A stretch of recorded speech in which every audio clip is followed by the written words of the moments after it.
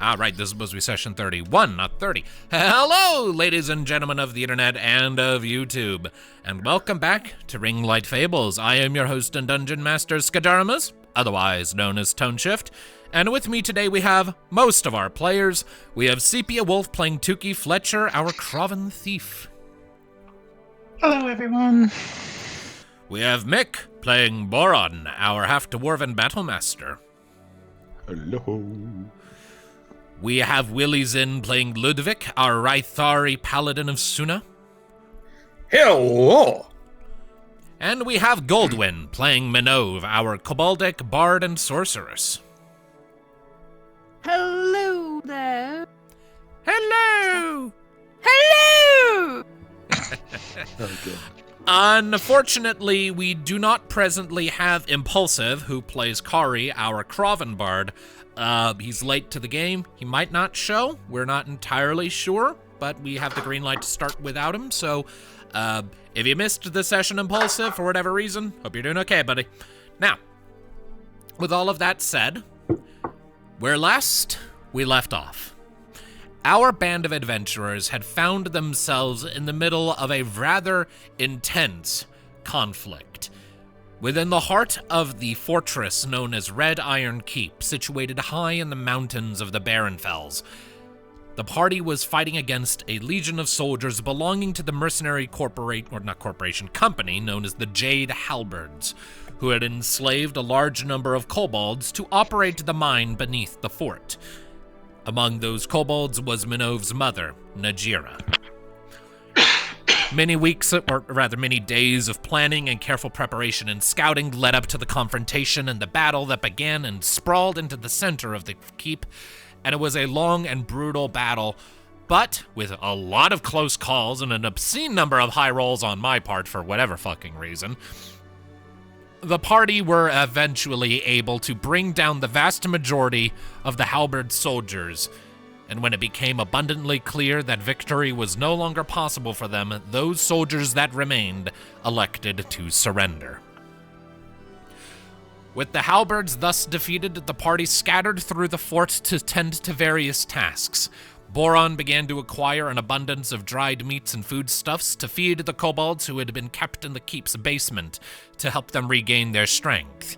Tuki saw herself to the roof of the keep to operate the lift and bring the kobolds who had been operating the mine far below back to the surface.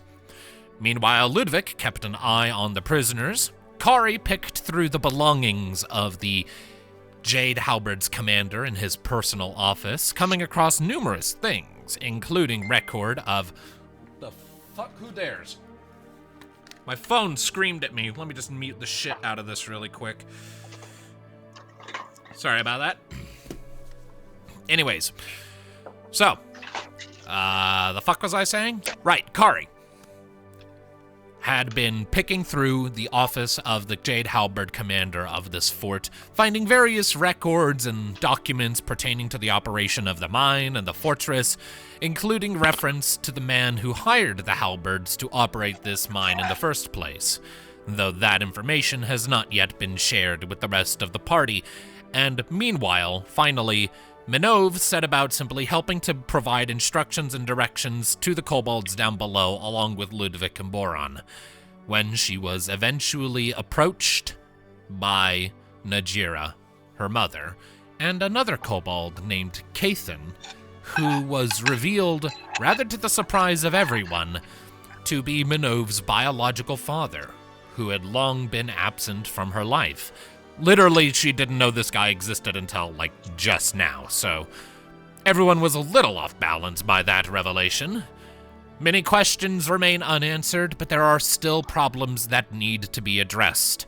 And as such, to begin attending to those problems, Najira went up into the keep to start gathering the disparate pieces of the horde that had gathered around her over her time enslaved here, and bring them into the central heart of the keep, the grand hall where meals would be had by the soldiers who used to work here. Now, as I recall, there were a few courses of action that were planned for this process. So, let's go ahead and get into the game here and just go down the list and see what everyone has in mind. So, just going down the list here. Let me see here. Okay. So, Tuki, we'll start with you. You're first on the list.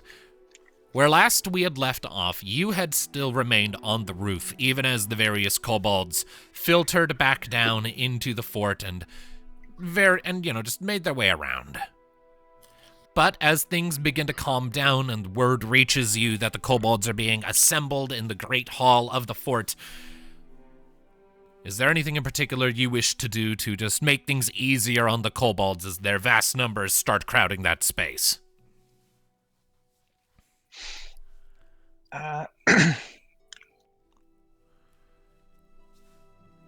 I'll tell them that there's more space on the lower levels. I will point out where the food was kept in the cook's shack or house or whatever. All right, fair enough. So, providing that information to Najira when she briefly returns to the roof just to check for any stragglers, she nods and returns to spread that word amongst the kobolds. It doesn't take you terribly long to see a bunch running out to the cookhouse to start pilfering it and probably scare the shit out of the cook who's still tied up in the basement.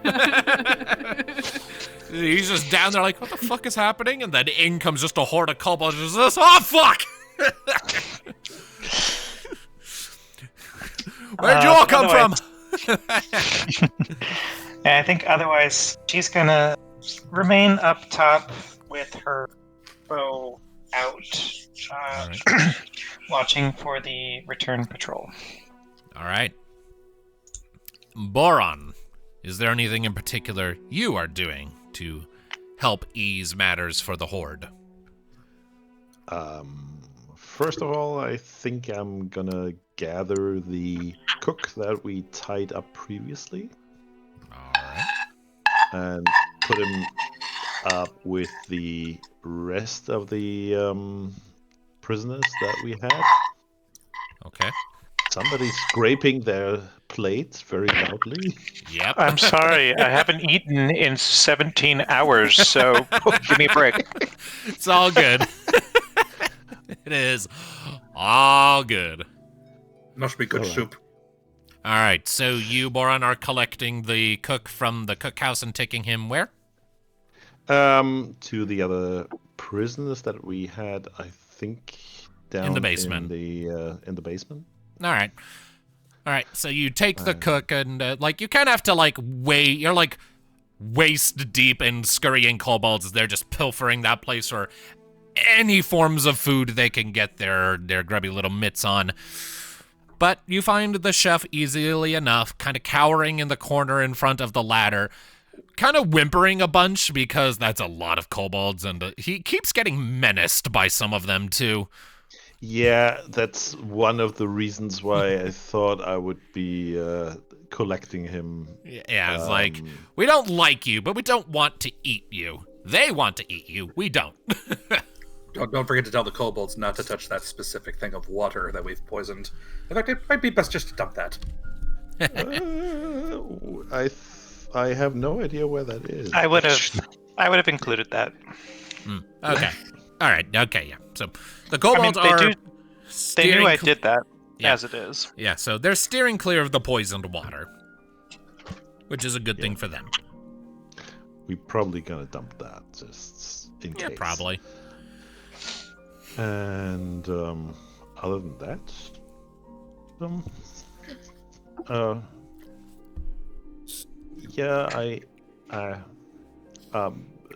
basically looking out for the patrol is probably not a bad thing to do. All right. So once you've got the cook situated down in the basement with the rest of his buddies, who just kind of, they'll let you live. Why would they kill me? Didn't stop them from killing everyone else. I don't know if I would call it banter, but some traded words all the same. Either way. After that, I presume you'll head to the roof if your objective is to keep watch. Yeah, that's probably a good idea. All right. It is still foggy out, but you join Tuki and keep watch. Ludviek. I'd say since Boron took care and we took care of the prisoners already, I would have Ludviek, he would help on the main floor, and then on the second floor, help move any of the bodies out to the backside of the fort, facing away from the road coming up. And then just try to help clean up as much as possible, because there's a lot of kobolds. I'd say after moving the bodies, he would focus on checking any of the ones who were in the basement and in the mines. Just basically, he's wellness check. It's like, okay, who's the most sick? Who can I help? All right. Okay. Give me a second. Like, we don't technically need the the battle map right now, but I still have it just as a visual aid of where everything is. So. Oh yeah. Okay. So you are effectively, after you get the bodies all moved out back so that there's no risk of disease spreading, you go through the kobolds and start looking for any who might be sick or wounded or what have you? Yeah. Goal basically is there's some nice beds, try and get those ones resting immediately as much as possible, make sure they're fed. And basically, that's his immediate goal, is just making sure the kobolds themselves are good. Everyone else seems to have the observation taken care of. Go ahead and make for me a medicine check, then, if you'd be so kind. Totally. As soon as this thing loads. There we go. Medicine. 28. Shit. Okay. So, you are very thorough in this, checking for sicknesses and injuries. It's your whole thing, and you are good at spotting these things at a glance, and having traveled with Minnove for a while, you have a better understanding of kobold physiology and pathology than you used to. And so as such, as you scan over the crowds as they're kind of milling around you, you do start to pick out a pattern. Most of the kobolds are absolutely underfed, but there is a divide in how severely underfed many of them are. You chalk this up to the ones that were up here in the tower got less food because they weren't the ones actively working the mines. You also find instances of other forms of, not necessarily viruses, but definitely forms of illness among many of the kobolds that would be considered leverage, the ones in the basement. Appears to be cases of wounds that maybe didn't heal right, or misaligned bones, like they had a broken bone incident at some point and it wasn't healed properly, and just general signs that there have been rippling waves of sickness that have rolled through their number that were tended by them to the best of their ability, but weren't necessarily healed properly. Some kobolds have discolorations in their scales. Others have, maybe the occasional missing digit or other thing. Just it's an eclectic spread of malaise among their number, but nothing immediately seems life-threatening. A small mercy, but a mercy nonetheless. I pass this along to Minnove's mom, Jazira? No, Nazira? Najira. No. Najira. I pass along what I've noticed to them and let her know that in the morning I can do a more thorough search. I can make more certain if there's any immediate disease in the morning once I have had a rest. And I may be able to help with that as well. Curing that. I'll do what I can to tend to that as well. But for now, meetings must be had. Yes. And that's basically what he does for the next block. And finally, Minnove. I don't know if there's much Minnove can. I don't know if there's much Minnove can really do, other than just. I guess I can try and get butterscotch in our cart here.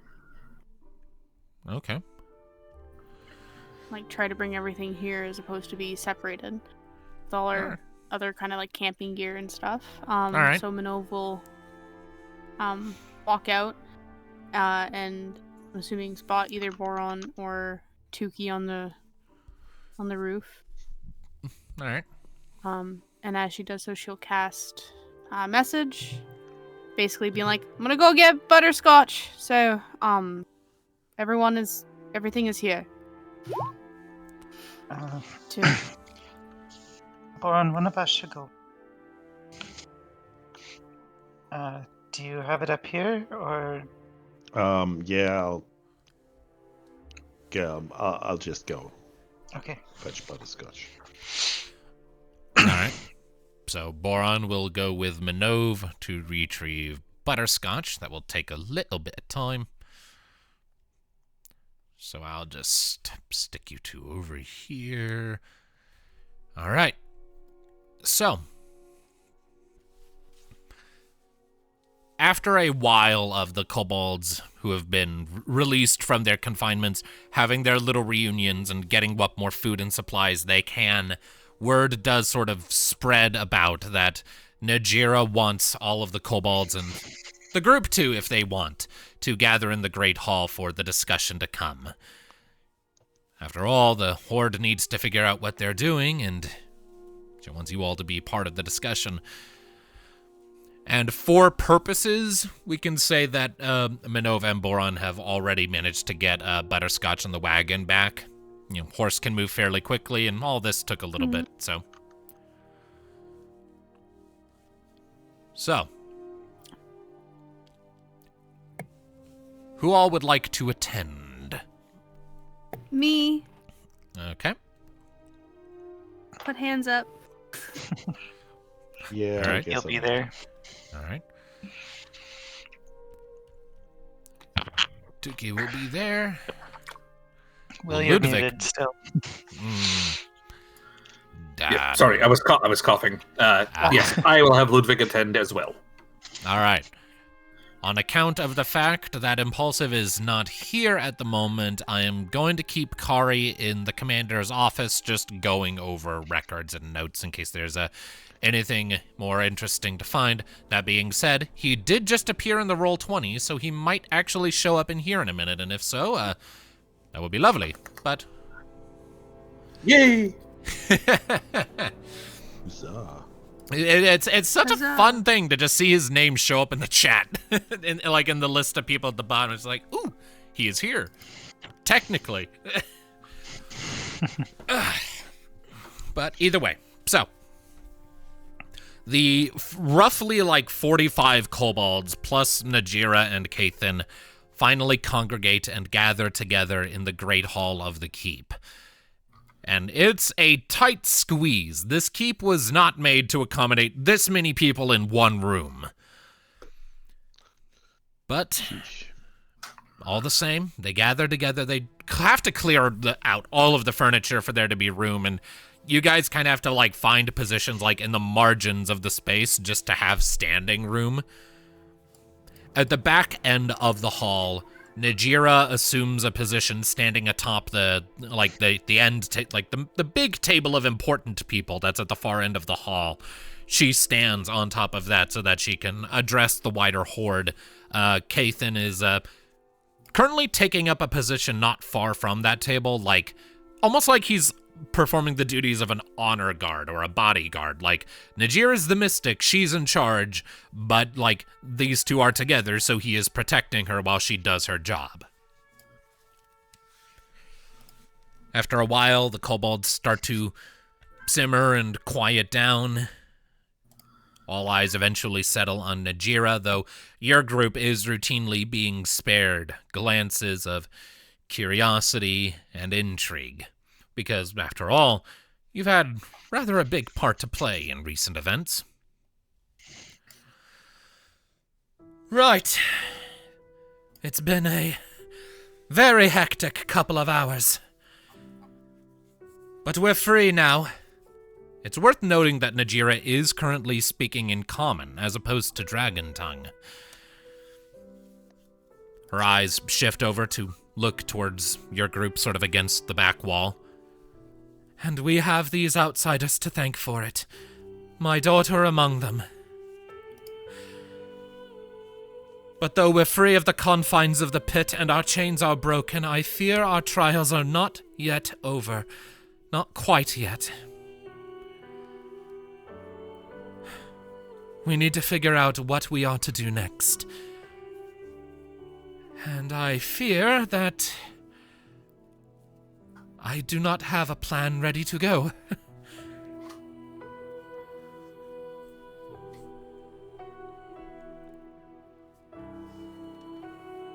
You hear a voice come up from the crowd. Way I see it, we should burn this whole fetid place to the ground. There are a few murmurs that sort of go through the crowd that indicate agreement, but Najira pipes up. And tell me, what would that accomplish? I'll not deny we've all suffered here. But we were held here and made to work under their boots because they regard us as little more than monsters. Why would we prove them right? Or give them any reason to think they might be right?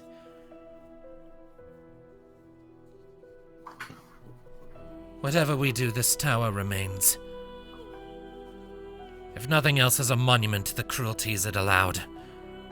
That they not be forgotten.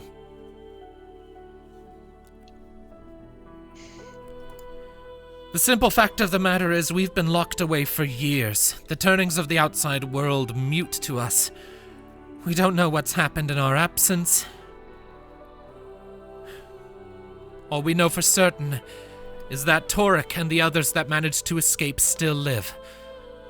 And they made some distance. She turns her eyes to your group. I would welcome your input, all of you.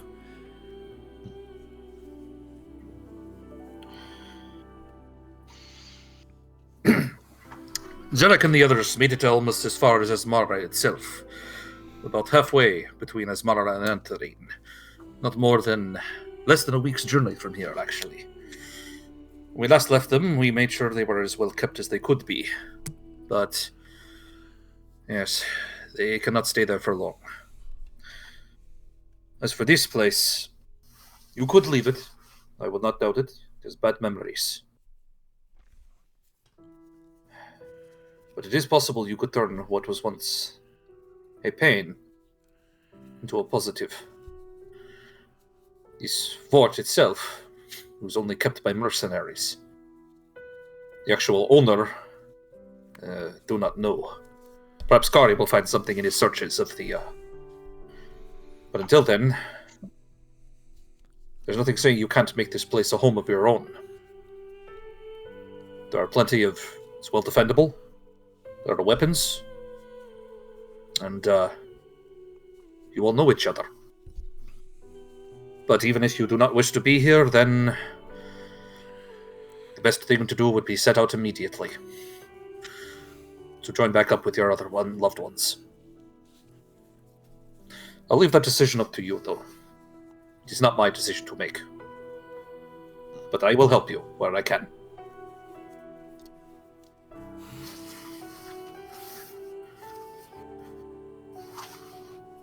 And he looks to Minnove and Tuki and even Boron. Maybe they have things to say. Raises an eyebrow. I mean, I would agree. At least until you figure out what you want to do, this is a safe place. They had a farm and a lake, and even if you decide not to stay, it will be at least You could at least regain your strength.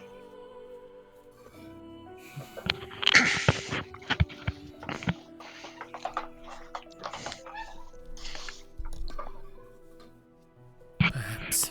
Well, at the farms, I think there are quite a few non-kobolds, and I guess they would produce mostly food that kobolds are unable to eat.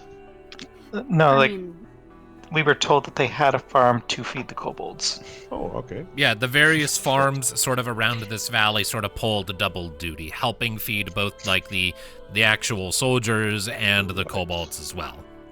Okay. I mean, also, if you want to really look. Oh. Hey! Hey, buddy! Right. We've got an In the middle of impulsive. this drama- He's muted the at the middle of this moment, but drama. he's here. And if you'll, yeah, it's all up to you all. Not here to dictate the decision or choices being made. Just helping where we can. Right. Really quickly, Kari, to get you caught up, we've only been going for about 20 minutes. Primarily, the main thing that's happened is the group took some time to keep watch for the imminent return of that patrol, but they haven't shown up yet. Minnove retrieved Butterscotch and the party wagon and brought them over. Ludviek surveyed the health of the liberated kobolds and found that most of the ones that were kept as leverage were way more deprived of nutrition than the ones down in the pit and had other signs of various forms of illness among their number, and moved all of the bodies from your skirmish to the grounds behind the fort just to get them out of sight. And after that, everyone started congregating in the Great Hall to discuss what to do next.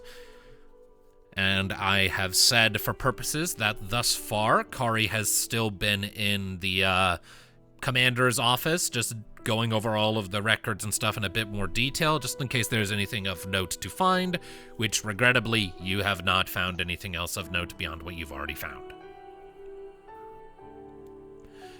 If all of that is good and agreeable to you. I cast Fireball. You don't do that.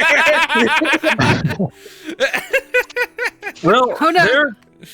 there goes. Congratulations, Kari. You've committed mass murder. That is 40 corpses. I didn't say where.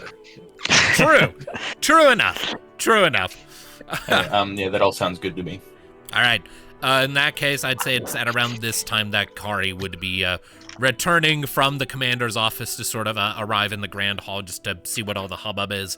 It is a packed space. You know, it was not intended to house this many people all at once. Basically, all of the furniture has been removed, with the exception of, like, the commander's table at the far end from the front door, which is where Najira is currently standing, so she can address the horde as a group. The rest of your party is sort of up against the southern wall, and it looks like everyone's sort of mid-conversation.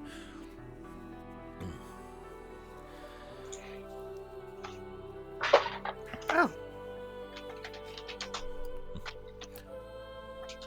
Kind of poke your head in, and the conversation kind of dwindles a bit as all eyes sort of fall on you, Kari. Ah, we have another one joining us. Welcome. He read way too much smut. I'm sorry? The commander. Oh. Huh. From the crowd, just a little voice goes, honestly, I'm not surprised. Ludviek is just face palming at just. Why did you have to bring up such a thing at the time? Why? Okay, fine. Minnove's laughing. There's But a beat but before like- the Stifling laughter. yeah, there's like a beat before like the sentiment of just like little immature chortles, giggles, and snorts kind of start rippling through the amassed crowd. And up on the table, Najir just kind of huffs a bit, just... Fine, laugh. By all means. We could do with a good chuckle, I think. Mission accomplished, he says half to himself as he takes a seat. Okay. Right. Well, Najir sort of addresses the rest of you towards the back. Nevertheless, I doubt we'll be staying here permanently. As true as it is, as you say, this place is well defendable. The simple fact of the matter is, everyone here has lost someone to this place. And many of us have children away from here that we need to reunite with. Yeah. Makes sense. A voice Yeah, comes a up lot from of the them. crowd. How can we be sure we'll be safe if we leave, though? I'm eager to get out of here, but... well, a horde this size is bound to draw attention. That is kind of already happening. Torik's group has already made some people uneasy. And he's also said that he won't trust people, so that kind of makes it difficult to suggest a way to, I don't know, coincide. We know some people connections maybe that can help. With the unwillingness to get aid from humans or anyone in the outside civilization, it makes it hard for us to really impede on any decisions. Well, if that's the case, reaching Torik might be in our best interest after all. He's a great fighter, and if he has done as well protecting our people as I'm led to believe he has, then he has done his job well. But at the end of the day, he was never the leader. At least, he wasn't supposed to be. I value Torik. He's a close friend, good confidant, but the vast majority of his life has been spent in conflict with mankind. Even before the mines, he was distrustful and resentful of them. Yeah, I got that feeling. I, on the other hand, spent over a decade in their number.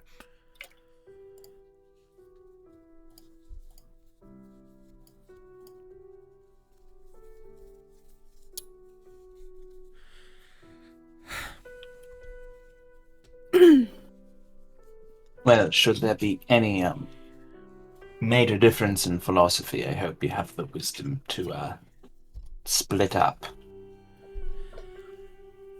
At the end of the day, Torik's primary goal has always been the protection of everyone here. Whatever the path we walked, that was always his goal, especially the hatchlings. It was why I was so ready and willing to entrust him with their safety when it all fell apart. I knew he wouldn't let them down. If you don't mind my asking, what happened when it fell apart? The plan was complicated and we'd had it in motion for months, just waiting for an opportunity to get it all moving. But when the opportunity presented itself and we all started moving, they were waiting for us. It became a mad scramble after that. It all fell apart and we had to improvise. I bought what time I could for Torik and the others to flee, but, well, at the end of the day, most of us were still caught and dragged back. That's how we knew that someone had ratted us out. How else could the Halberds have known where we would be?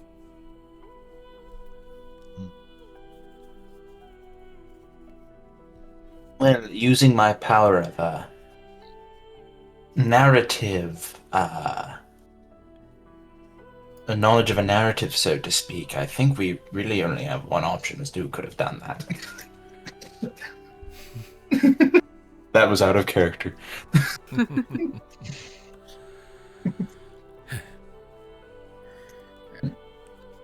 So what you say in character? I haven't figured that out yet. Fair. Still a gray area.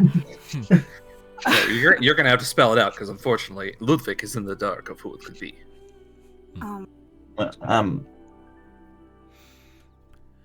What, Kari, you were in the commander's chamber. Other than his, smut, what anything else of noteworthiness that you worthily found? Nothing noteworthy. Yeah. Beyond what we already knew, it's just a bit more detail, really. Well... About it. They were frustrated, they wanted more money. Yeah. Unfortunately, there was no name there, so I don't know who was paying them. Cheeky little... Yes, it's rather inconvenient, isn't it? It's almost like this is something that's going to come back later. But yes, but no, nothing too much, and unless you want to read a lot about some fantasy creatures called elves and what they get up to in their forests. Sometimes I draw elves and stuff. It's what I like to do. There you have it, folks. That's the role of elves in this setting. They're relegated to fiction and porn. Look, I just thought it'd be funny to, canonically reference them in, the one fantasy setting I've seen where they don't exist. Jesus. Right, I mean, they're just humans. They're just humans with long ears. I mean, really. They're totally All right. fantastical. Well, that is quite disappointing. Yeah, But either way, actually, was there anything notable in anything read before? I don't remember. I mean, Or was that basically it? I mean, you covered the basic gist of it. They were agitated that they weren't being paid enough for this job because it was getting harder to do. The kobolds were getting restless. And, the guy in charge, Terlock, was irritated that there wasn't much he could do about Najira because, killing her would just start a riot he would be powerless to contain. So he just kind of had to let her live, even though she was like the ringleader of all his problems. But you did get a name. I did? I thought I didn't. You did get a name, yes. Oh, okay. You got the name of their employer. It has been a week, and you're often tired, so it's fine. I will remind you, it was Biragan. I don't have a last name on hand. Unfortunately, we'll say Biragan is the last name. I double-checked my notes and my personal wiki of Pale Ring stuff. I did not give this man an additional name. It's just Biragan. Yeah, I was going to say, all I just remember the one day. Okay, so then never mind. Okay. Anyway, yeah, so yes, the only interesting thing is just a name, Biragan. Can I roll to actually see if I'm familiar with this name? Hang on. Yeah, sure. Make for me a history check. Anyone who's interested can make a history check. Okay. And Minnove will get advantage on this particular case just because it's relevant. She would be in proximity to where she might have heard more about it. history. That is a terrible roll. All right. That's a good ass roll for Minnove. I would like everyone to know I have a +8 in history. It says you have a +0. No, it says I have a -2 and I rolled Oh, 6 higher than Kari. I was reading. Yes. Boron rolled the highest. How? Well, I mean, it honestly tracks. Boron's been a mercenary in Valry for the better part of his entire fucking life, so... Alright, so... The basic gist, then. Minnove and Boron will have a little bit of information here. The rest of you might have heard the name in passing, but, like, have no other meaningful details. Biragan, to your understanding, is the name of a fairly wealthy, like just general, like not like a business conglomerate type individual who like has his hands in a lot of different economic pies. Largely based out of Antarine and the surrounding region. But outside of that, you don't necessarily know much. Classic billionaire stereotype. Kinda, yeah. And she's gonna address Najira. Do you have any more idea of what the name Biragan connected to? I do not. I've done my level best to listen to the people here for my entire time, but they're frustratingly closed-lipped about their work. At least anywhere I could hear them. Yeah. Would have guessed. A voice pipes up from the crowd. We gotta kill him, right? Well, depends. The way I see it, if justice comes for this bear again, it ought not come from us.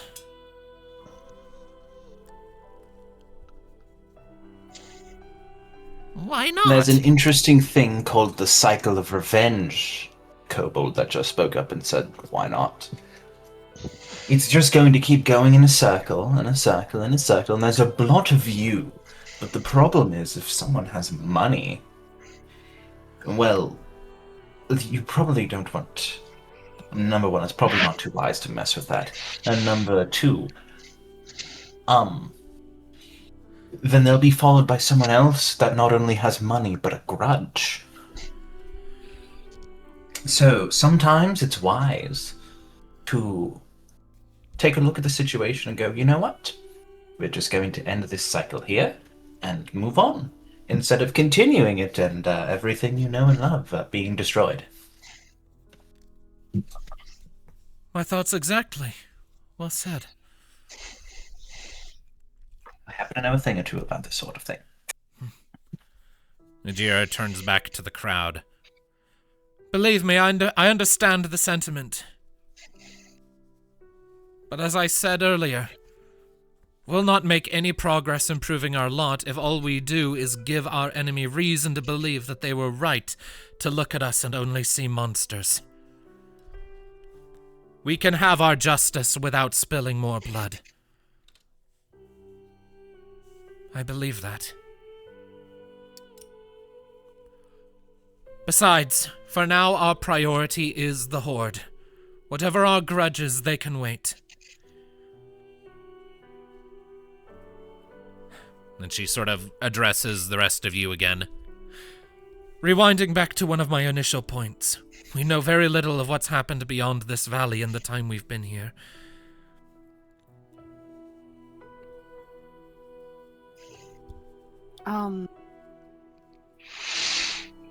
Well, world hasn't gotten much better. I think the only major current event that I'm aware of in the last bit, partially because I'm not from here, but the Archcatum is dead. Oh, yes. It's kind of a Archcatum ripple of in Asmara. It's kind of a ripple that goes through the amassed kobolds as they hear that. Kind of look amongst themselves a bit in surprise. I never had the pleasure of meeting him.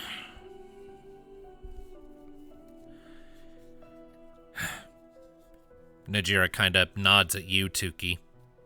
When you descended into the mine last night and spoke to me, you mentioned that there were people you knew who directed you toward Torek. Mm-hmm.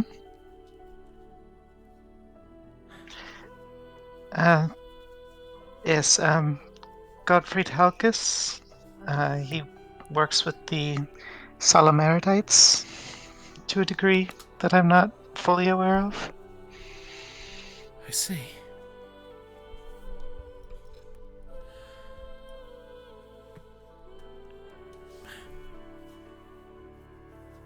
Salamaritites, huh?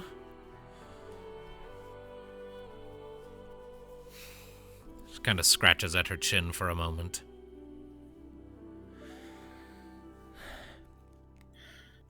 An individual like that will at the very least be more in touch with the modern events happening across Valreeve. I believe I have a plan. We will not stay here. The ghosts of our dead will haunt us if we do.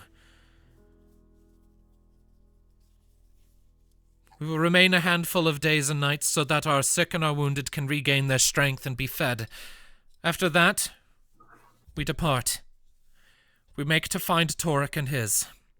We can travel in one large group or split into smaller parties, whichever feels more appropriate at the time.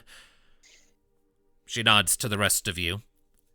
You all are aware of Torek's last location. Could I impose upon you to guide us to him? I mean, I wouldn't mind. I'm kind of in it till the end.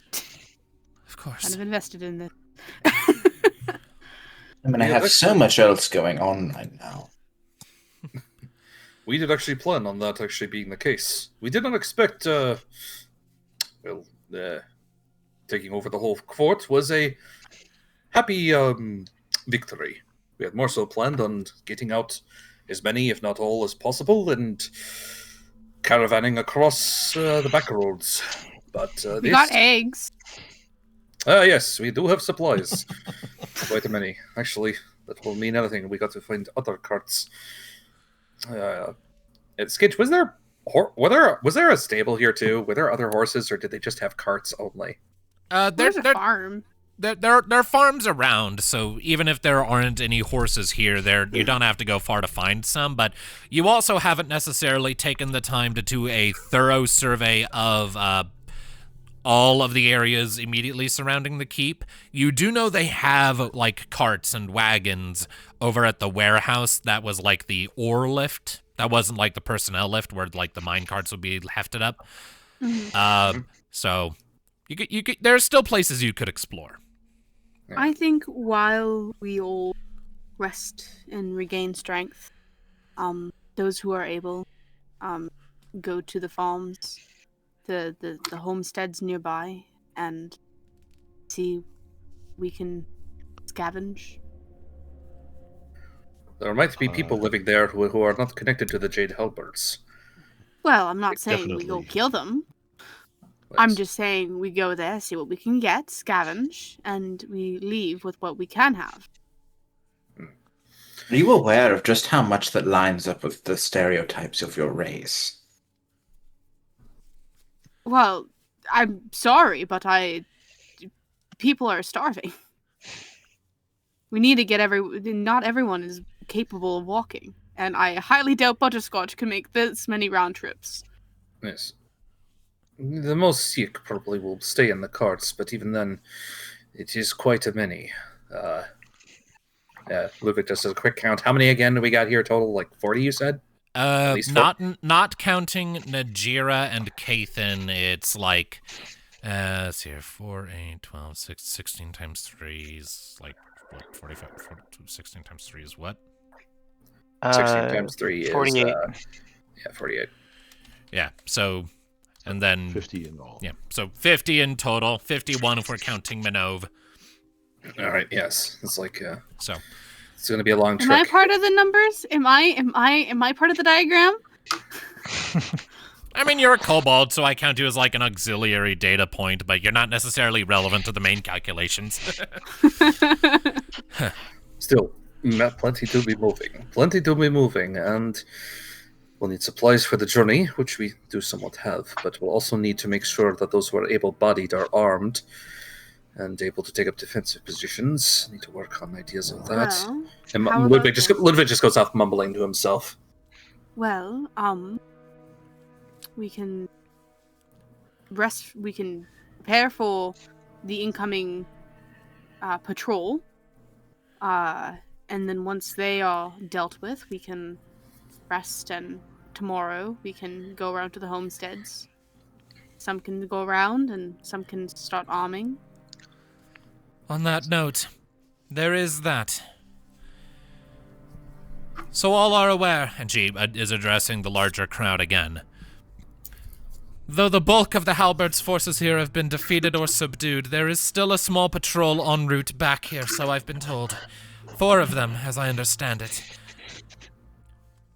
They will need to be dealt with. Can I get a clarification as a player? Was that outpost checkpoint that we passed, was that manned by Jade Halberds, or was that... No, that was manned by, like, government soldiers. Okay. But, like, just standard footmen of the Valrivi army. Because it's such a remote position for such a small collection of really tiny mining communities up in the mountains, it's considered a punishment detail by most everyone who has to take it, because you're isolated from everything interesting and important, and the only people you ever see rolling through are carrying piles of rocks. You people, this party was the most interesting thing to happen to them in months. Ow. So, but yeah, no, those guys are not Jade Halberds. Yeah. Sticking to the road back might be the most opportune, but it could lead to the most problems. But expediency would be the best. Ludviek's still mumbling to himself. He pipes up. There's also... He struggles to come to the words of it. Basically says, if they are dealt with, I think we can do it without having to shed any more blood itself. But for that, we would need we would need those who are good with a bow. And a promise, do not actually shoot unless signaled. I know you have lots of bloodlust, and it is understandable. But I would prefer if we could not stain any more blood upon the surface. There's a few seconds that pass before some of the healthier-looking kobolds step forward a little bit. Ludviek. Yes, Kari. This actually involves you too. See, I was just going to say that I am fairly sure they would be quite easy to deal with, not even in the sense of fighting, but just leave. They're already frustrated, so I don't see why they would even bother, really, if they realized that they there's nothing to come back to. That is an idea, but I would prefer not to give those who have harmed these ones any forward notice of it. Sepia is trying to get a word in. Oh, sorry, I didn't hear that. My apologies. That's all good. Turn it up. No, go ahead. No, Ludviek is going to simply conclude with, they do have, as you said, they had people come pick up the ore every so often. And if the plan is to abandon this fort, I say put them back down in the mine. Put them back down there with some supplies for food, enough for them to last. They can't get out until their friends come for them. And that is enough time for this horde to get away. I appreciate... Oh, sorry. I had a thought. Since they were already frustrated, this could be an opportunity to start in on that blood-free justice that you're hoping for, Najira. When the four return, we can offer them their friends, and the 7 of them can walk away. Or 8 of them, I guess. I forgot they cook. Everyone forgot the cook. The 8 of them get to walk away if they expose their employer. Well, they probably don't even know their employer. Yes. We have his name. Yeah, but that doesn't mean they know anything about him. These are mostly foot soldiers. I will point Doesn't out. matter. They are if- paid by this man to do terrible things. True. I will point out, Ludviek. I find your sense of honor commendable. I truly do. But you seem to project that a lot onto others. And these are mercenaries that already hate their pay. We just need to tell them. It's done. You can go. And they're not even going to bother. It's done. They do They're not hate willing their pay. Yes, Every I think mercenary. you are you're giving them way too much credit. I'm more so just worried about them informing their employer of what happened before we have. Why would they do that? They hate him. If I may interject momentarily. I'm less concerned about them notifying Beer again. Yeah, me too. The man evidently has deep coffers if he could fund this operation as long as he did. At the end of the day, I'm less concerned about him and more concerned about the halberds being prideful. All of this falling apart, it would reflect badly on them. They would have to go pretty far to get their members. True, but still.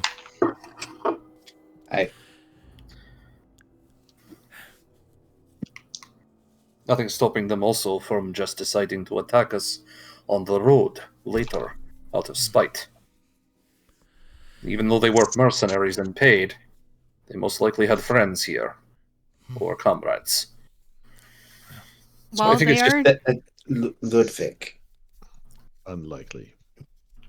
Ludviek, another point to that is your plan doesn't really solve too much of that either. You're just hoping the next shipment doesn't show up tomorrow, essentially. Yes, he does. And if he did, and we let them go, would it be much different? The way I see it, our first priority should be making sure that this patrol isn't a threat to this horde. Right. That's why I thought to offer a bargain. And however they deal with that, that's when we don't know what their answer is going to be, so we deal with it however the outcome is. I say we offer the bargain, and if they say no, we just kill them.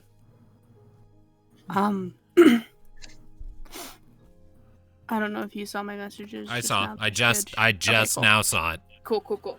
Yeah. Cool. All right.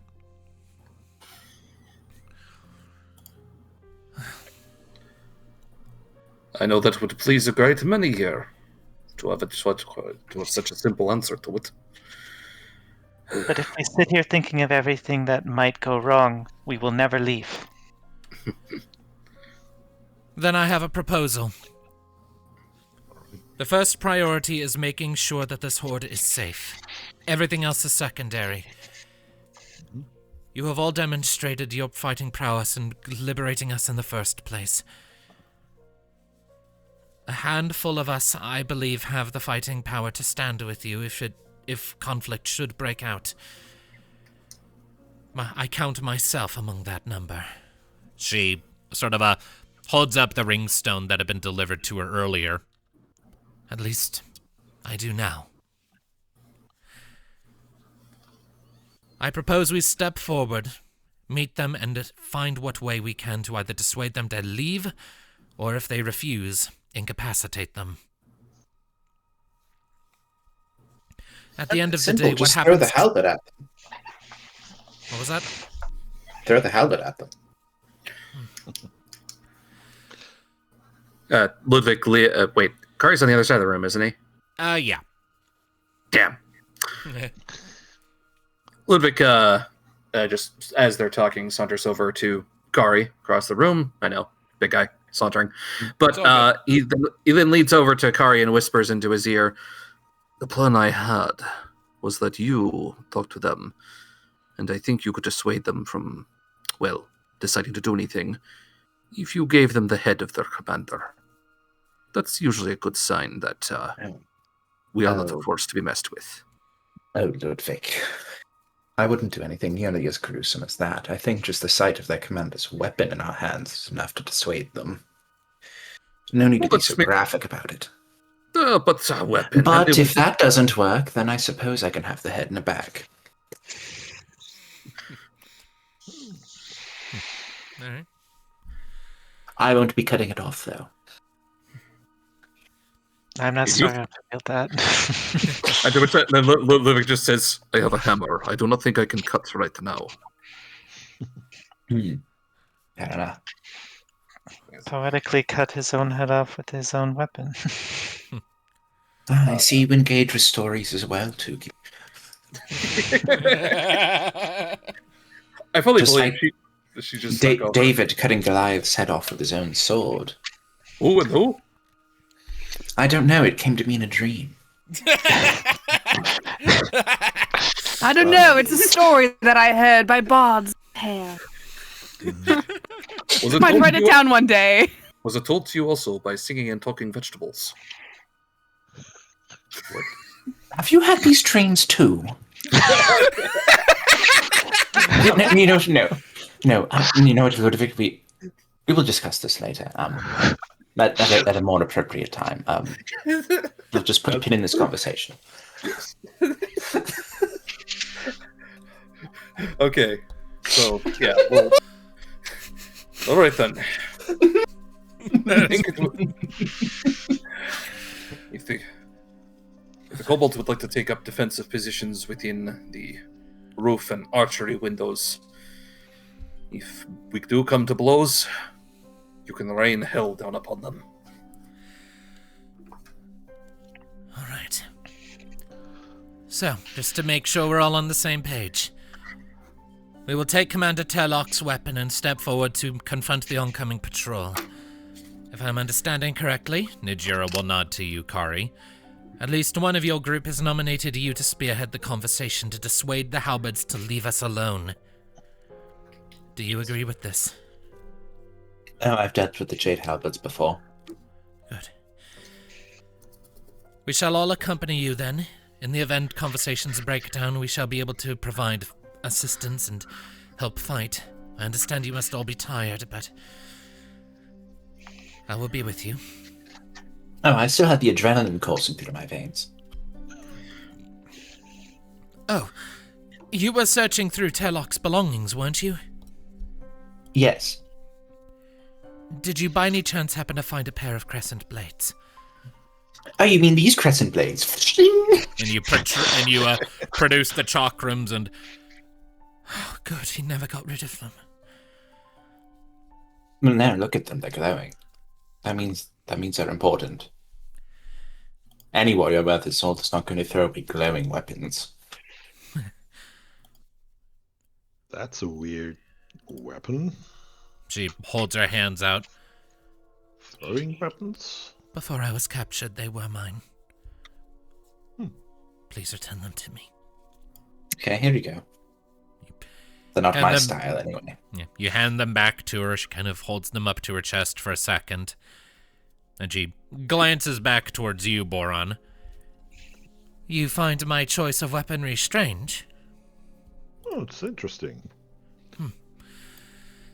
I'm a bit of interested in all kinds of instruments of warfare, but these are unusual.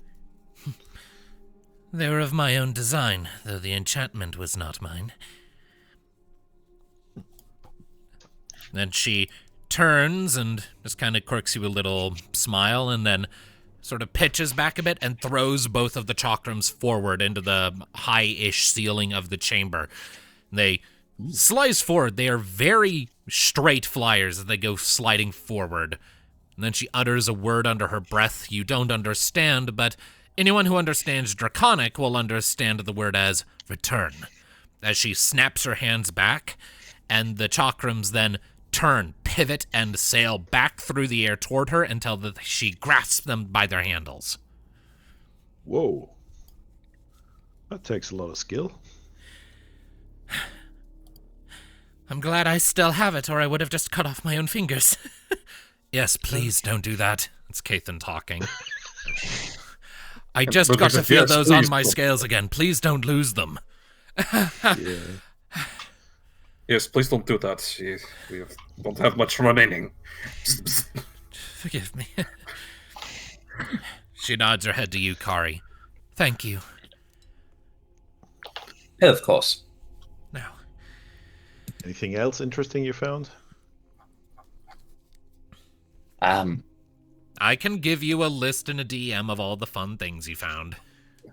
Okay. I found a book I would not touch. I found some gold. I found other books that I'm somewhat interested in if they weren't outdated. Keep in mind, we still have yet to actually fully strip those soldiers. I'm pretty sure I saw a plate mill that could be salvaged. There is that. 3 sets of it. Yeah. Cha-ching, cha-ching, baby.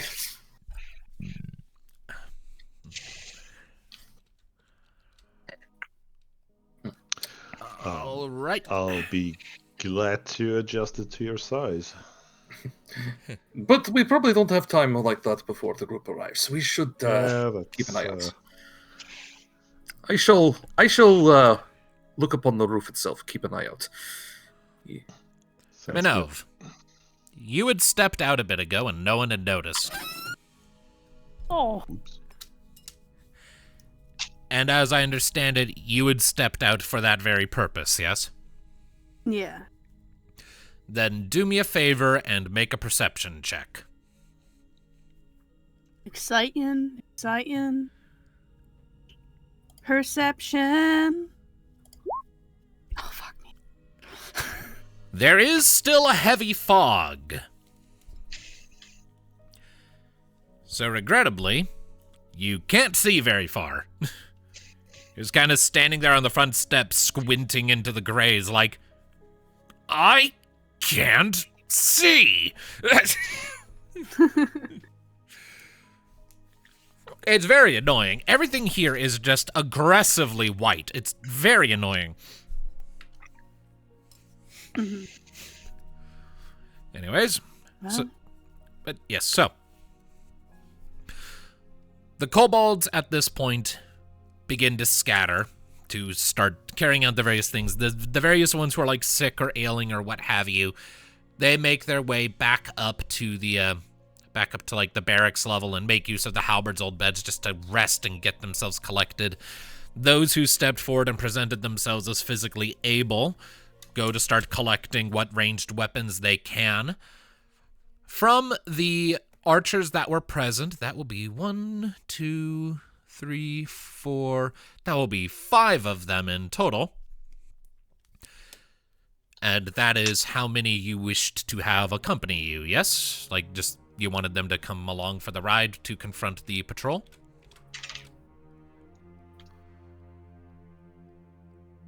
Or were you wanting them to hang out on the roof? I guess I would suggest the roof. If they're worried about them being safe, they would be just safest up there, and they've got range. Fair enough. Mm-hmm. All right. Ha. Oh. Uh-huh. All right. This is how Kari shall communicate with them.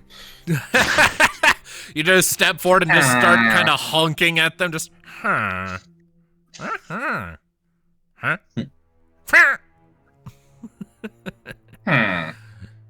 Jesus.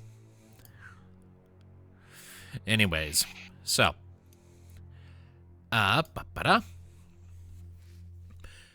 After a while, though, sort of from the rooftop, as things sort of settle, you do eventually, like, if you're all sort of just staying in the Great Hall for the time being, after a short time, one of the kobolds who went up to the roof to keep watch kind of comes scampering down the steps. We think they're coming. All right. Showtime.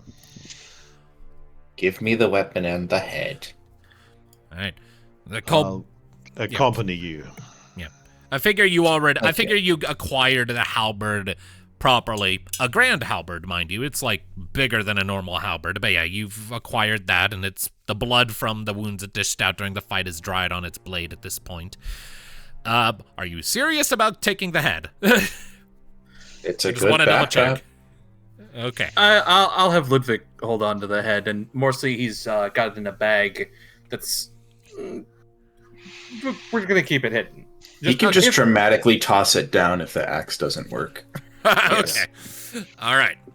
So, thus equipped, you step out, I assume, to confront the patrol as it is approaching. Yes. All right. In that case, they're still a little ways out, so you can meet them not necessarily right at the front door of the keep, but a little ways further out. So I'm going to go ahead and give you all a visual so you can tell me where you want to be. I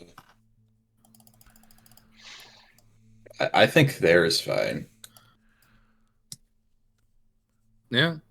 No, maybe Kari should be between like me and Boron, because he is technically going to be... He's going to be the one doing the talking. Fair enough. That's good. Najira is going to park herself on this elevated position. Yeah, actually, maybe Minnove should be out of sight. I feel like that's going to immediately set them off. I mean, what we're doing is immediately set them off, but Yeah. you know what I'm saying. Do you want Yeah. Minnove on the other side then?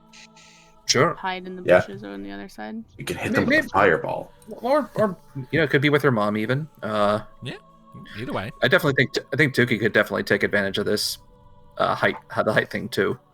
Yeah.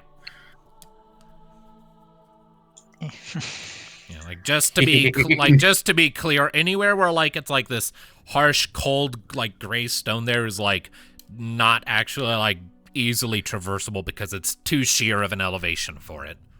It doesn't translate over super well, but that's like climb as opposed to stand levels of stuff there. Okay. All right. So, with all of that in mind, then, after a short time, you do see the shapes of the four halberds starting to approach from the south. Just coming up the road, you can kind of hear them chattering amongst themselves, voices a little muffled by the gray and the slight wind.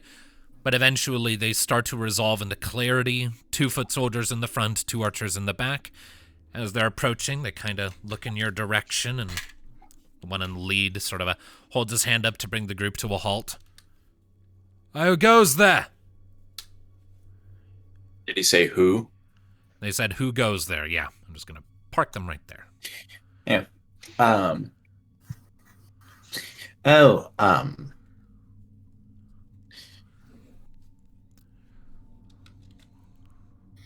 Well, we can say that at the moment we're friends. Whether or not that changes is entirely up to you.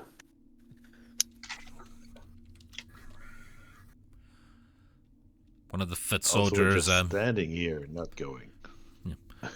One of the foot soldiers steps forward, seems to be like the one in charge of the group. Huh. Cocky little shit, aren't you? Oh, What you doing here, buddy? I'm letting you know that if you wish, you can turn around and go home. I beg your pardon? Well, you see, Me and my two compatriots here, we paid a visit to your little fort. And this is when Kari is going to bring the halberd up and lean against it just casually and say, let's just say that it didn't turn out well for the ones there. Go ahead and make for me an intimidation check. Can I cast guidance on this? Don't you have to No, touch someone to that's give them all right. guidance?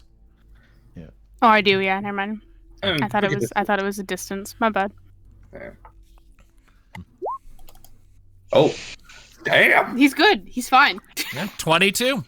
A 22 is a pretty solid roll. So as you sort of lean against the halberd for a second, turn it just so that what little semblance of sunlight penetrates this mountainous fog glints off the blood-stained blade. The halberds see that and shift back a little bit. What the? That's the command. so How the hell did you get your hands on that? let's just say I pried it from a pair of cold, dead ones. Just you three? There were two others, but they're resting right now. So, we decided, because we passed you lot on our way here, very observant, by the way, we see no reason why you should share the same fate, so we're giving you the option to turn around and go on your merry way, and you don't have to think about this frustrating and low-paying position ever again. We'll even give you a couple of rations for the road. Yes. Go ahead and make for me now a persuasion check, Kari, and because Boron technically just helped you, you can do it with advantage. Nice. That's a natural Whoa. 20. Didn't need that. Being very persuasive there. The one in front considers for a moment, Oh. looks at you three, kind of like his eyes sort of shift from side to side for a little bit. You know, it occurs to me. Spot right here is a real good spot for an ambush, isn't it? Look at that. On the side, elevated positions, plenty of foliage. You've got the commander's halberd. Let's say we do what you ask and we turn around and walk away. What assurances do we have that you won't just stab us in the back the second our backs are turned? Well, the only assurance I can give is that I'm tired of killing today, and I will do it if you decide that you're going to make the foolish decision to draw those swords of yours. However, if you turn around and walk away, then we can forget that this interaction ever happened. And you have my word. And he flashes his shield with his emblem. That if you do not seek combat, no harm shall befall you from us. He'll stab me before he stabs you. Hopefully I'll just stab someone with a hammer, but alright. It's possible. His buddy behind him sort of nudges him. Do you see the spike on the back head of that hammer? Does that even count as a stab? Do you really want to argue semantics right now, Trevor? Yes, now, Trevor, do the smart thing and just turn around and walk away. Also, can we just give them the guys downstairs? Oh, yes. There are a few of you that are still alive. Do you want them? We would, actually, yeah. All We don't right. like this job, but we are brothers in arms. All right, well, excellent. Then, in that case, I'll go back and get them. yes. I shall return momentarily. And Ludviek turns to go get them. Bring some rations for them. I will. Yes. Boron did promise them that. Kari says through the Kraven equivalent of gritted teeth. Just a tight jaw, really. Yes, he did promise them that. I will make sure they have enough to get to Antharine. Oh, goody. I mean, they can give him like the cheese and fruits and stuff that the kobolds can't eat. Right. Exactly. Oh, that'll last. Yes. Anyway, I suppose in the meantime, while he fetches that, Kari's just going to take a seat on a little bit of rock here and say, "I'm just going to sit down. Feel free to do the Kari's same. We've decided we're not foes, so as long as you don't try anything silly." Kari's just aura. This is horrifying. All right, Phil. Dun, dun, dun, dun, dun, dun, dun, dun. Thank you for agreeing so easily. We did not want to have to go with Plan B. As you can see, my shirt is already torn and stained. You think I've survived this long in the halberds by being a moron? Well, you should have seen what some of the others were doing. Shut your mouth, Kari. They're dead. They were morons. They could have just dropped their weapons. I can't say anything. I'm not there. I'll get ready to grab Kari's beak, just in case. If you grab my beak, I will peck out your other eye. Anyway. So the halberds in the back just kind of shift uncomfortably for a few minutes. No, please sit. Don't be uncomfortable. We're going to be leaving soon enough as it is. I see no reason to let our legs cool off when they're already nice and warmed up. But, alright, suit yourself. There wouldn't happen to be anywhere we can get a horse and cart around, would there? We're new to the area. Probably on the farms. New to the area. Yes, Boron, but I would rather not do that. Yeah, so you just kind of ask, is there any way we can get carts and horses? And the halberd just kind of, just shrugs a bit. No disrespect meant, right. But that wasn't part of the deal. You can find those on your own time, I'm sure. You've demonstrated you're capable enough if you've got that. And he gestures at the halberd. Fair enough. Boron, do you want this? It's not my style. Actually, no, you know what? Do you want this, Boron?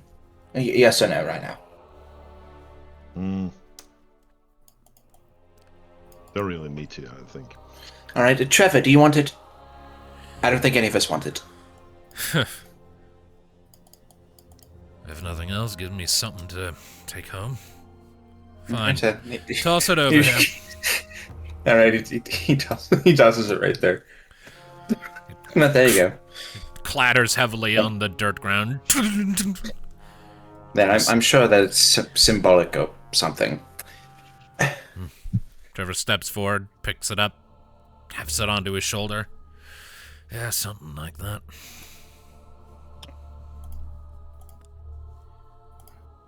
I'm purposefully trying to make this as awkward as possible. You succeeded. I mean, it's not awkward for Kari. That's the funny part. I'm loving this. This is just. So what are you going to do after this? I'm thinking tea. Do you have tea in thought? I haven't taken a look yet. This is like a Monty Python sketch at this point. Trevor's just staring at you with kind of a squinting gaze. He doesn't dignify that question with an answer, and he just walks back to his friends. Yeah. I'll give you a gold piece if you answer. I'm quite thirsty. He turns back to you. It was a fort. We had ale. Alright, I suppose that'll do. He holds his hand out. Can I aim to, flick it into his hand that he's holding out? Sure. What do I roll? I guess make a. I'm gonna be funny about this and just qualify it as a. Let's just make it just a dexterity check, I guess, and add your proficiency. 12. To be Total adding of- dexterity. Yes, okay, total of 12. All right. What's this guy's armor class? Okay, so it's a good idea. Your aim's a little off. It is a fair bit of distance. There's like 20 feet or more separating the two of you, so he kind of has to like dip a bit to catch it, but it's not terribly far off. Yeah, that's a nice catch.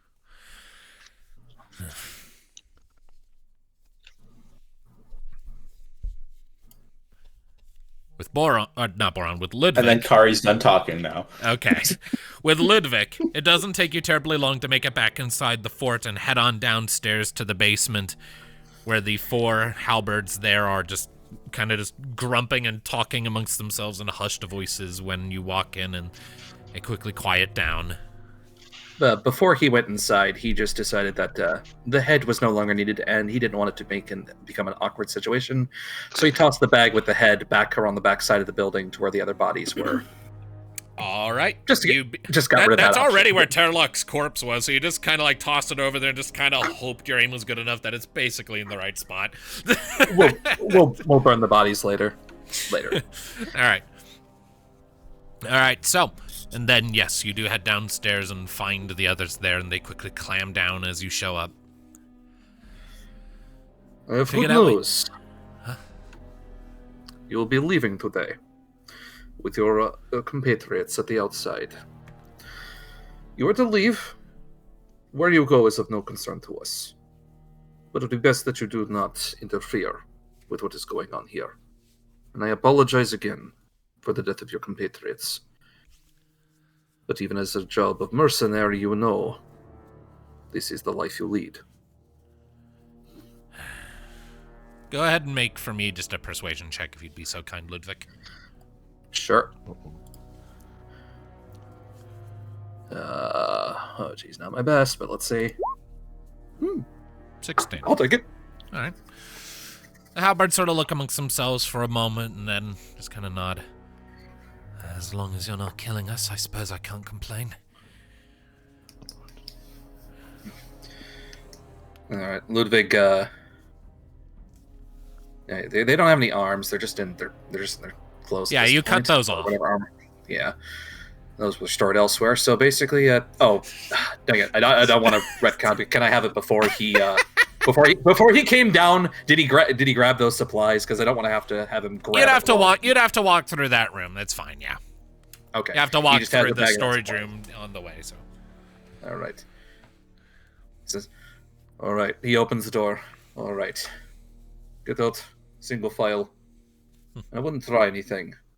There are more than 50 in this building who would very much like to do something if you tried. Do not give them an excuse. All right.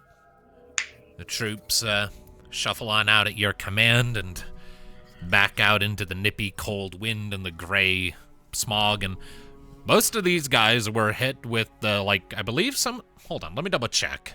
I can double check who had, the sleeping poison. No, none of these guys had the sleeping poison.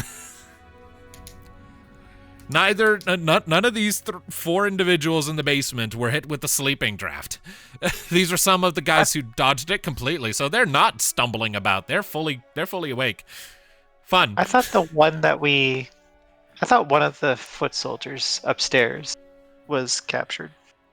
I mean, maybe it's possible that I just took off the green circle because it was annoying me, but I don't know. Yeah, it was Either one way. of those. He was the last one alive, and Ludviek hit him twice, and so he threw down his weapons. Yeah, right. I mean, not everyone upstairs was poisoned. A lot of them were, but not all of them. I think it was one of the foot soldiers who. Yeah, he wasn't, because it was all the archers who were knocked out, I think. Yeah. The way I did it is I basically just figured out how many of these guys there were, and then I just rolled a die with that number just to shorthand how many succeeded or failed their saving throws against the sleeping draft, and got a number that was just over half of them failed. So.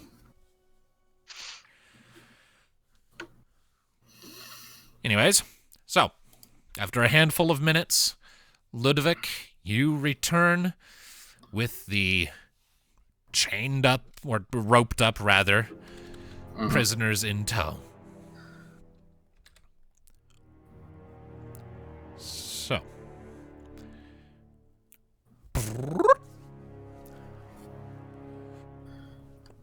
Trevor kind of nods to each of them as they're showing up. Eyes kind of settle on the one in the front, A here, who has the footnote that reads, "Surrendered," if you hover over him. Yeah. And that was the one you kind of beat up a bunch, so his HP's pretty low as he's coming out. Trevor just looks him up and down.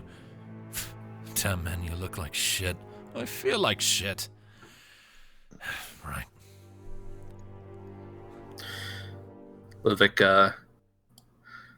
Ludviek gives them also the sack and is like, "This will be enough to see you to enter in."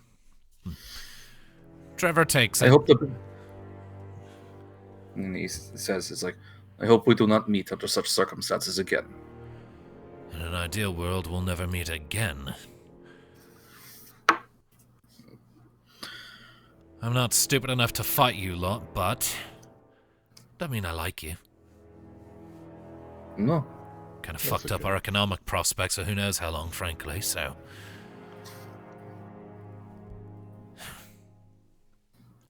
Either way. Turns back to the roped up ones.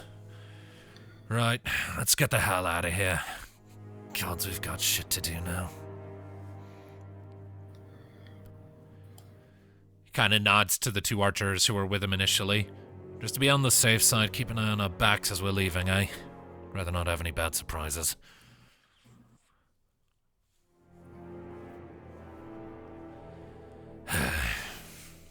He turns and... on account of that natural fucking 20 you rolled earlier, Kari, they take their leave.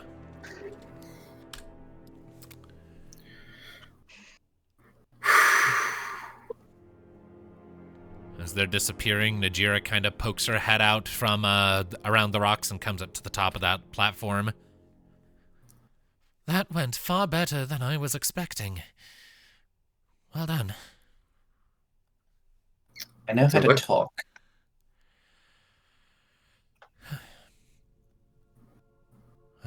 He says, "I said, if there was anyone who could, it was Kari. He has a way with words." Indeed. And my way with words sent them that way. Well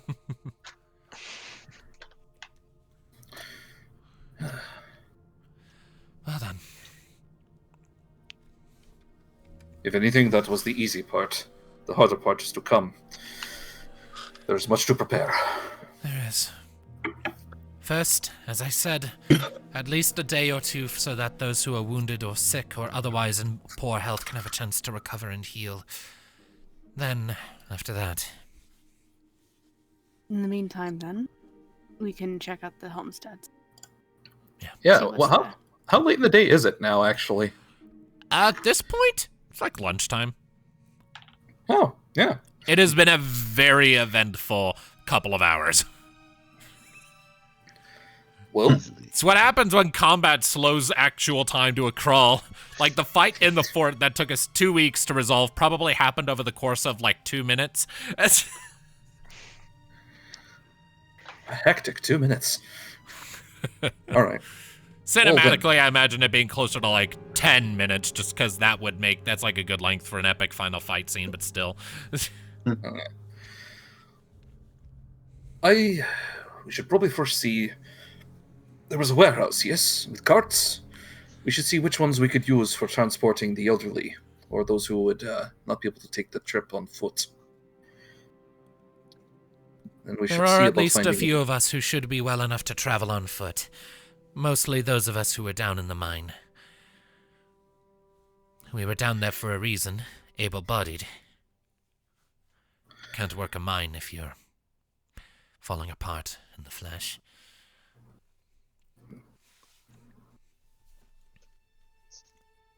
Well then. Sounds like we need to make a caravan. Who here would like to go with me to try and find some horses and carts? Yeah, we can talk to the farm owners. Some may have a mule even, or a donkey, any beast of burden that could take a cart. They might not like it to just part with it. Yes. But we did happen to find some gold. Did you not say so, Kari? You found some? You may be able to just... They are farmers. They do have to sell their... Some do go, I would assume, to Anthony to sell their wares even, if they... Or do anything. They have to trade. So... Skitch, what's the average cost of a horse? Let us consult the legendary Dungeon Master screen. Okay, let's see here. Does this thing tell me how expensive a horse is? No! Useless piece of garbage. You're my DM screen. You're supposed to have all of this information on. What was that, Sepia? I thought draft horses were about 40. Oh yeah, 50 between. They can be between 50 and 400 gold pieces. An ideal riding horse costs 75. A sturdy draft horse is 50. A well-trained war horse, 400. Yeah. Thank you. Please hold telephone voice lady. You are most Goldwyn? welcome. Yes. If we stuck with the 40, we could have given them enough money for 4.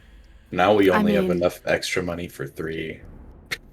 I mean, we could do the 40.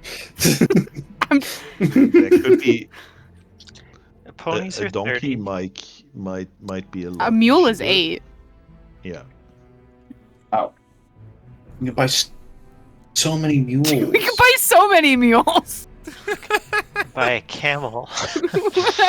We can get a camel. You just Yeah, show we up. could You buy a just camel. show up with like just a fucking army of mules, and just like, behold, kobolds, this is a true horde. Why are they all going in different directions? What the fuck? Because mules are stubborn and self-spirited. I vote the mule. That's funny. We could get like double the amount of mules for the price of a horse. Anyway, as is. Okay, this music's a little too dramatic for this particular playlist, so I'm going to snip it out and change this to something else. This is the Wilderness playlist, which is supposed to be largely ambient, atmospheric, and kind of peaceful music. All right, so... Well, if you all want to do that, I think it's best I stay at the... The fort's Can't right really there do too much. regardless. I say check it first before you head out to the farmsteads. I actually had an idea that I was thinking of getting to work on. So I'll need a little bit of time. All right. Let me know later if you need help with it, Tuki. That's just perfect memory. I can draw maps, and then we can maybe assign some more responsible kobolds to be like team leaders, so that if we do get separated, everybody sticks with their group, so that nobody really gets lost, and I make enough maps for each of them to find Torek. Oh, idea. it's very good. That's actually something we do in hordes a lot of the time. Back when I was in Korthal's horde, it was commonplace for smaller groups of kobolds that we'd call packs to get together, usually with one leader, marked among all the others. They're synonymous with your military term for squads.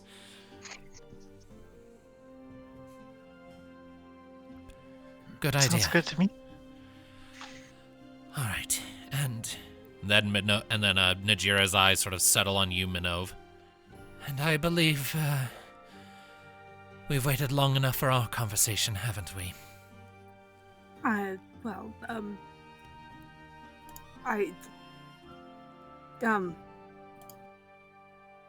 guess.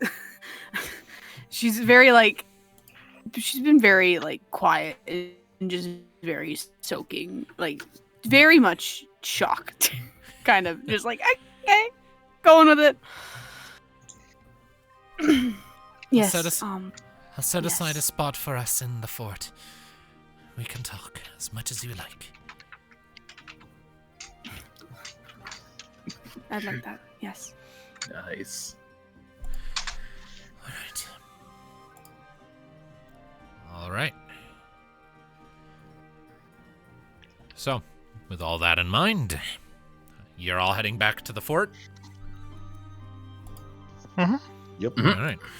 So Tuki is going to spend the next however long making maps of the broader region that points everyone to where Torik's camp was located at last. You've got perfect memory, but that could still be a little tricky to do on hand, so go ahead and just make for me a sleight of hand check if you'd be so kind, Tuki. Okie doke. Sleight of hand. Well, I am okay at that, so let's hope that doesn't bite me in the ass with the low roll. That is a total of 17. You have expertise in sleight of hand, don't you? Mm-hmm. Okay. Yeah. You are underselling still your get a shitty roll. proficiency. Every time I brag you can about still get having a big number, I roll a low number. So big number doesn't matter.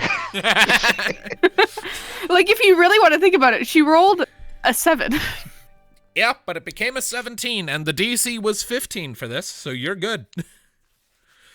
It'll take you a while to do that, though, because making maps by hand, speaking from personal experience as someone who made all of this, with the help of map-making software, mind you, it's time-consuming to do it by hand. My old Eno map. Yeah, I know that, the pain of it. Drawing mountain peaks by hand is hard. Okay, let's see here. So, Boron, Ludviek, and Kari, what are you three doing for the time being? I think Boron will be going through the equipment, seeing what's salvageable from the armor, weapons, stuff like that. Okay. Give me a second then. Okay. Because there's like an abundance of bodies here.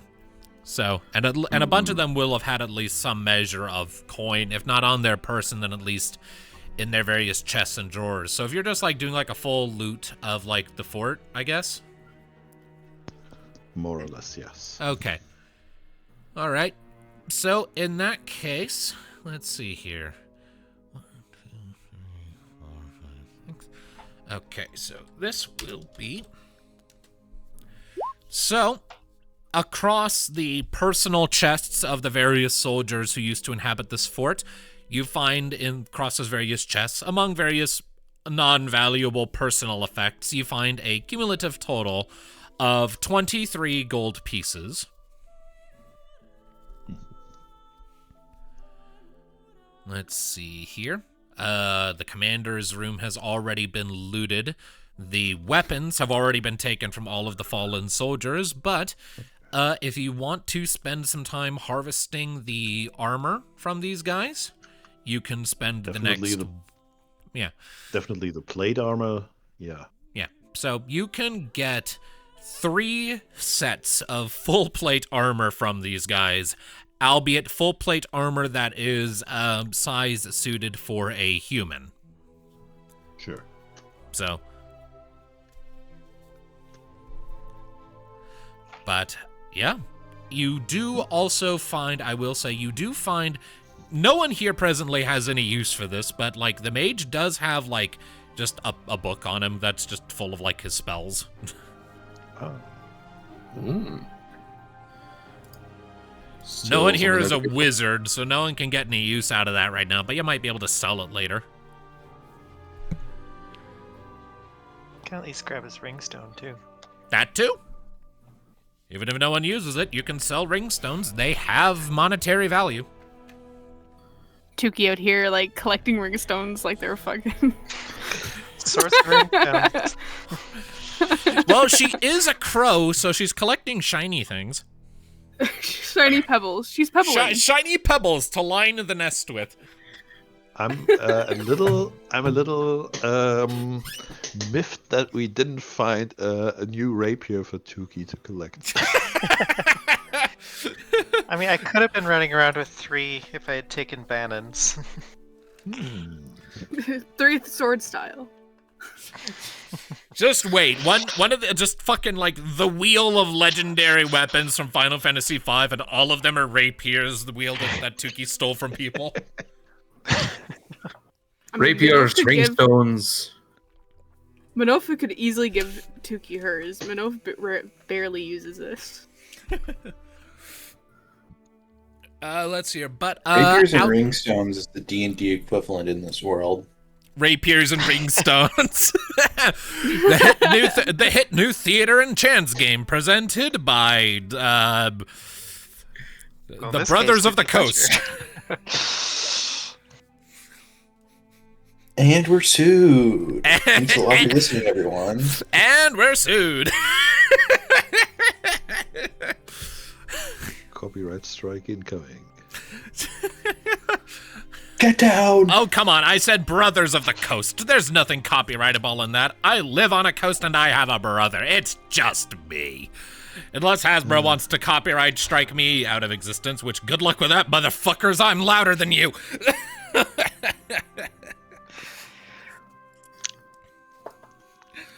Jesus Christ. Anyways. All right, and Ludviek and Kari, you two still have things you wish to do, I think, imagine, maybe?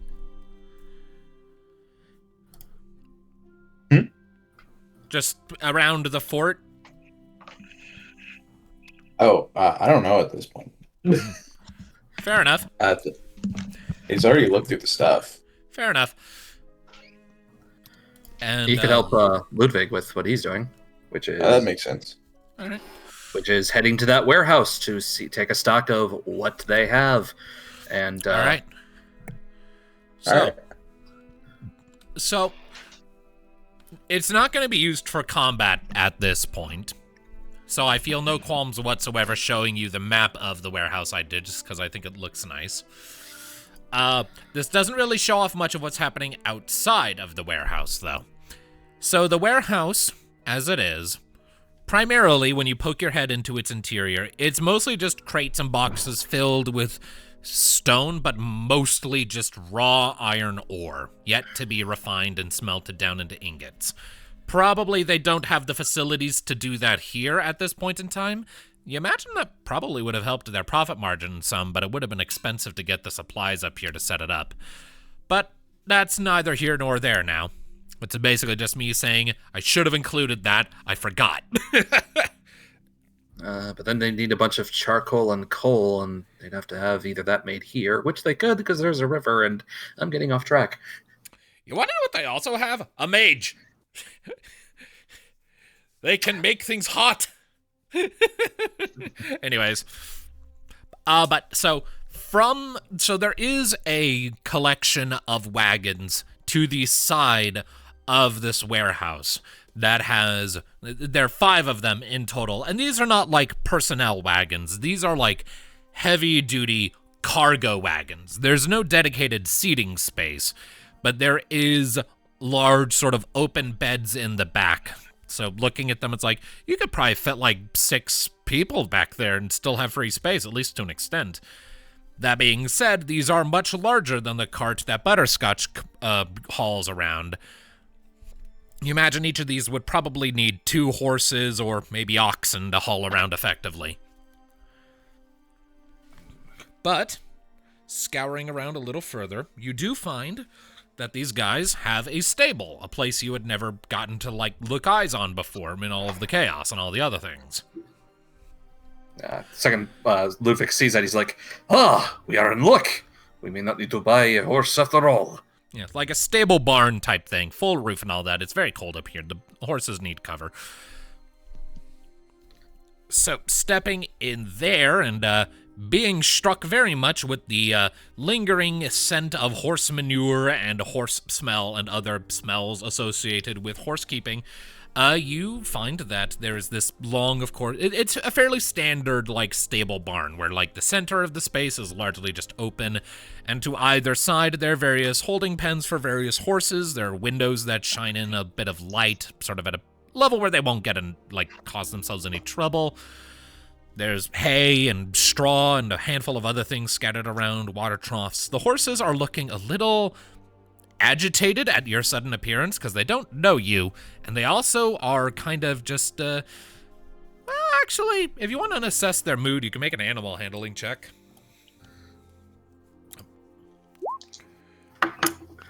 Okay. Okay. I thought.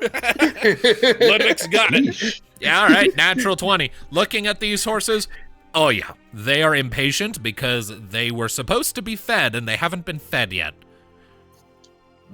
They have missed breakfast and they are annoyed about it. Well, Ludviek is going to go around and see where, well, probably with, since it's winter time, it's probably going to be simple grain feed, so there should be some feed nearby then. Yeah, I don't want to get too lost in the granularities of this. You can Granularities. It's grain. You count 12 horses in total. Oh, That's actually perfect. Yeah. Yes. 2 for each cart and 2 spares. Yes. And just kind of running it through in your head, logistically, it honestly makes sense. People coming here to pick up their goods and then hauling them all the way back would, to some extent, probably be somewhat inefficient. Seems to you like they probably handled their own deliveries. The supplies they have here, they could just wait until they had enough to take to market and then just ship it all down. Which probably is a good idea. We did not go with my plan of locking them in the mine. Okay, good thing. Like, all right, then Ludviek turns to Kari and is just like, well, we at least have our transportation. How good are you with horses, Kari? Have you ever horse riding? I would assume of your caliber you would.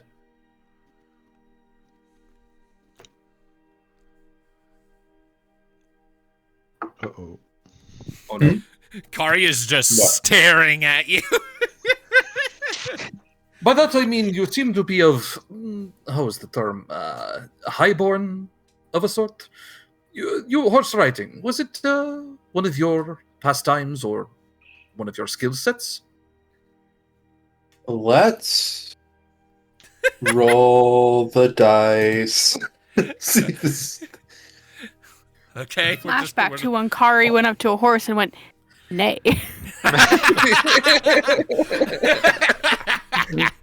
Nay. Nay. I can ride a horse. Good. With the number of carts we have, we might need to split ourselves up. And we'll need every good rider, or carriage driver as possible. I don't have my license. I do not think you need one. That explains the driving and entering. Oh man, I don't know if you've ever been to Seattle. I can't drive, but even I can tell none of those people should have a fucking license. I live in the state that has the worst driving in the nation. Oh, goody. Michigan? No. Oh wait, that's Rhodes. That's Rhodes I'm thinking of. And yeah, no one here should have a license. Texas. I guess using a turn signal isn't required by law because no one does. New York? No. All right, we could be here all day guessing. No, that might take a couple minutes. Anyway. It's not that many. Georgia? No. Should I just put on the Jeopardy theme while we hash this out? Probably. Because I can do that. We only need 50 tries. And the problem is, one of us knows them all in rhyme. Alabama and Alaska, Arizona, Arkansas. I don't think that's rhyme. I think that's alphabetical. Oh yeah, alphabetical. My guy. Thank you, Tuki. These are different things! It's an organizational system that is used by the left side of your brain in order to organize information. Anywho. Let's get back to the game, shall we? Fuck. Yeah. Okay, so you have isolated a supply of horses and the wagons you can use to haul things around. A sufficient supply of food, at least for a long term, might be a bit trickier to manage, but there is still food in the basement of Fort Red Iron. They needed to keep their kobolds fed for a significant chunk of time, so they have at least some food stored away, so you might be able to handle a few days of travel before you start running out of food. Maybe longer if you really ration it and stretch it out to those who need it. I guess with Kari's help, we just get the horses ready for today. Make a note to come back and do that tomorrow, too, while everyone else is resting. All right. And on that note, we will now turn our attention over to Minnove. So, Minnove.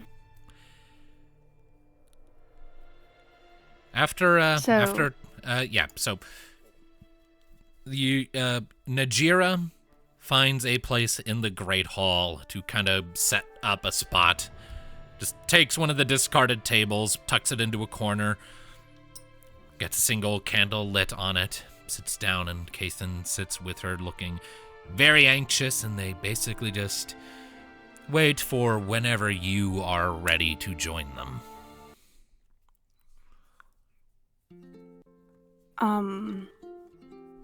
Minnove will come over, and after she had grabbed some ale from the downstairs. Okay. she's just I am too sober for this conversation. Exactly.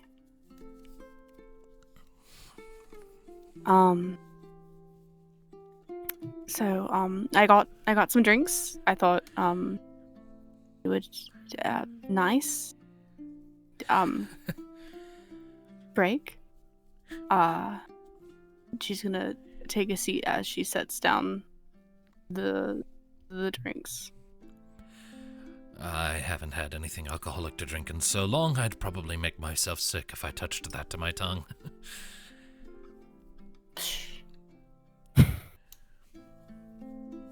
All right. You want to be like that? she'll be like, it's for me then, and she'll take the second one on her side. Maybe someday when I have my tolerance back.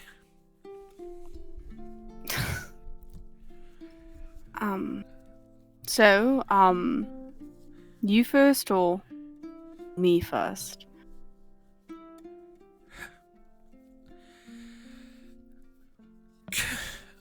I honestly don't even know.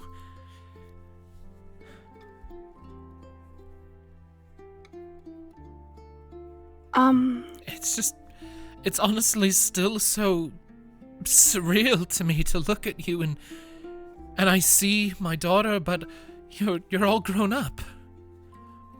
Last time I saw you, you were still a child. Yeah.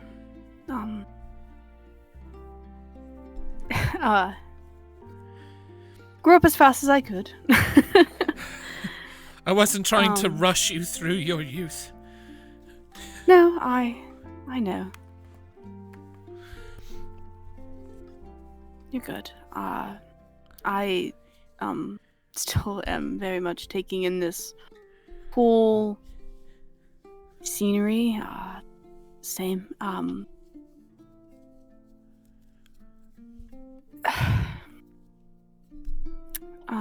I guess the first question I should ask is the blatant one towards you. She'll gesture to Nigeria. When you left, what did you leave for? When I left because Kathan had returned. And he was inviting us to join a horde he had found. we were no longer living in a position of comfort and entering, so it sounded like an improvement from sewers and back alleys. But, well, she kind of gives Kathan a side eye and he kind of squeams away from her a bit. Given that he had been away for so long and I had never met this horde, I wanted to do some verifying that it would be safe for you and a good fit. I didn't want to uproot the familiarity you had with your life, even if that life was spent in alleys, unless I could be confident it would be an improvement and one you would be happy with. So I planned to talk to Kathan and to other members of the horde he had brought with him. Learn about them, see what they had to say, and if I liked what I heard, come back to you and see what you thought. During the meeting, though, we were ambushed and kidnapped, and well, I dare say you can imagine how the rest of it went. Yeah. Unfortunately.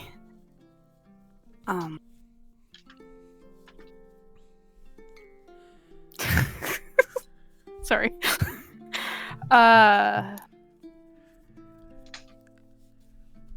Yeah, I found my way, and Bob a lot. And, he, one of the reasons I've been where I am now, honestly.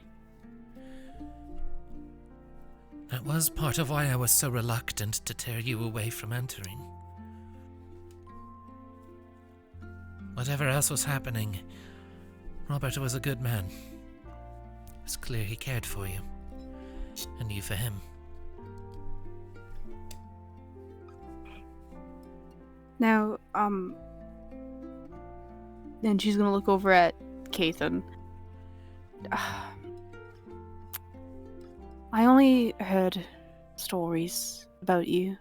Nothing, I guess, too strongly set or any which way. Other than your person, I guess.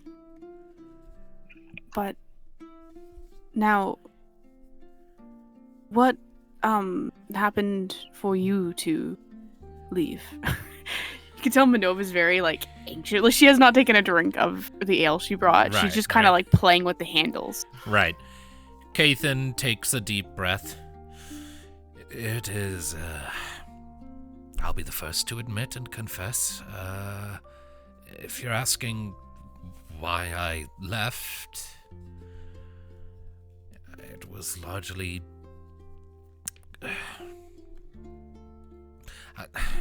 I wasn't used to living among mankin, the way your mother is. I was born and raised in a horde, a very small one. It got split up not long before I became an adult, so most of my life I just sort of spent wandering and resenting over what happened. I don't know why we were attacked, we just were, but what ultimately boils down to is as dearly as I loved your mother's company, I just could not make myself stay in entering because I was afraid of the city, of the people who lived there, and of the man your mother worked for at the time. So we discussed it, chatted about it. I wanted to leave and search for a proper kobold horde to live with, and Najira wanted to remain where she was. Keep the comfort she had found. However, I shouldn't say that part. No, it's fine. She's our daughter, and she's an adult. She can hear it. And no matter how indignant the position might have been at times, that's what Najira said to me at the time, at least. So we wound up parting. Life just pulled us in two different directions. She wanted to stay, I wanted to go. Shared a night just to say goodbye, and then I was on my way, and I regretted it very soon. There were so many times when I wanted to come back, but every time something would stall me at the 11th hour, either that old fear that I felt in entering would creep back up, or just this excuse I'd come up with that if I was to come back to Najira, I had to make sure that my absence was worth it somehow. I had to bring something. And ultimately, I think we can all agree that was just me being afraid to show my face to her again.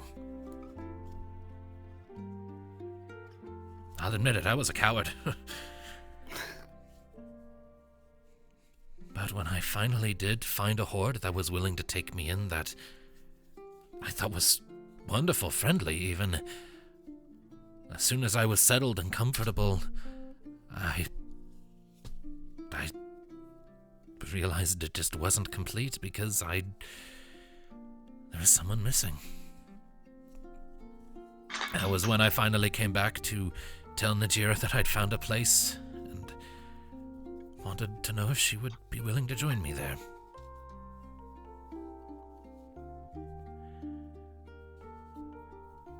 And in my defense, I did not realize that I had left her pregnant.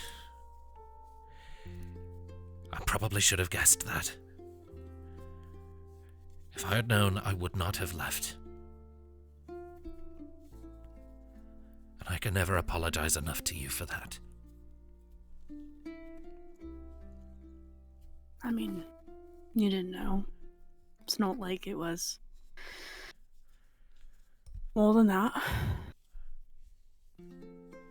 To be fair, there's only one way that egg could have come into existence, and I was the last one in line, so the math isn't complicated.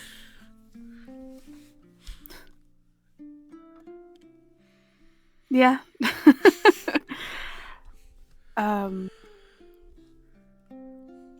Alright, anything you have for me that you, I guess, want to know? Have this be a little back and forth. I do have more, but I don't want you all to not. I don't even know where to start, frankly. I've known for a long time that I have a child, but we've only just met. Well, my name is Minnove. I know that. He points at Najira. She talks about you every day. Did you know that?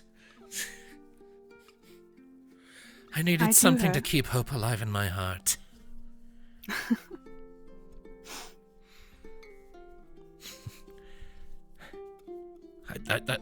I know a version of you, or about a version of you, but I only know about you when you were 10 years old.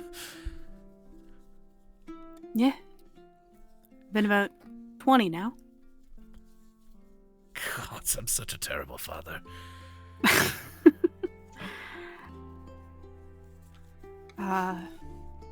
Alright, What happened to you after we were captured?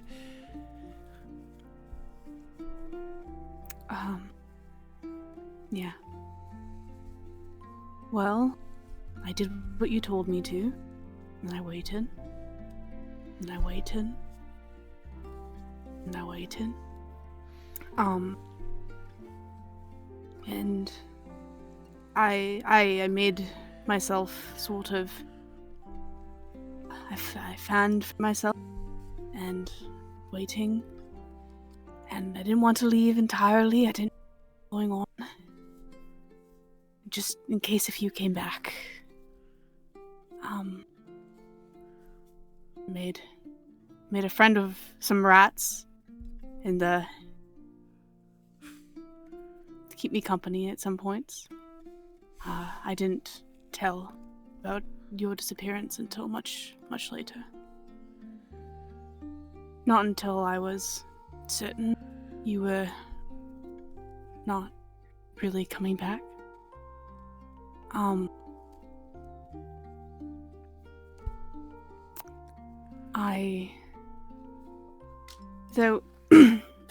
then after Bob gave me residence,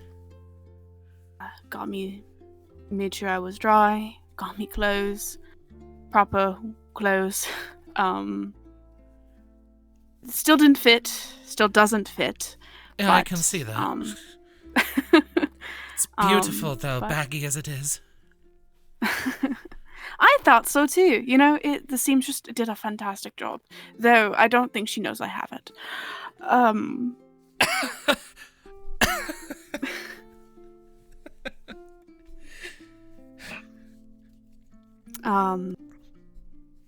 About a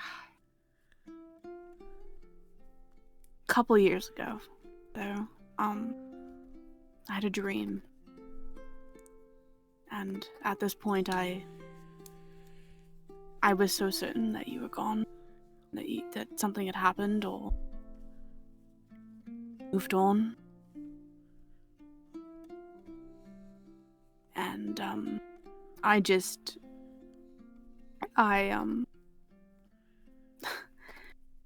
it sounds so stupid, and it sounds so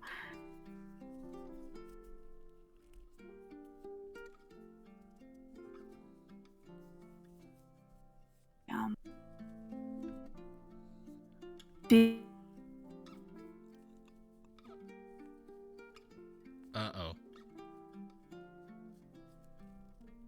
Ah, shit. finding hope.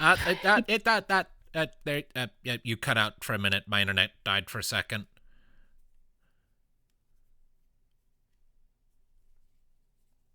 It is as though no. Fuck. I think internet died. I'm here. Huh? Hey? Huh? Hi. Hello. Huh? Am I still here? Shit. You're still here. Am I? Yeah? Yeah, we hear you fine. Okay, there's a big delay. One moment. Okay. You're just fine. Okay. Am I here? Mm-hmm. Okay. Yep. Okay. Yeah. All right, let's rewind a second. What were you saying? Where did I leave off for you? I honestly don't remember. I'll go to the dream.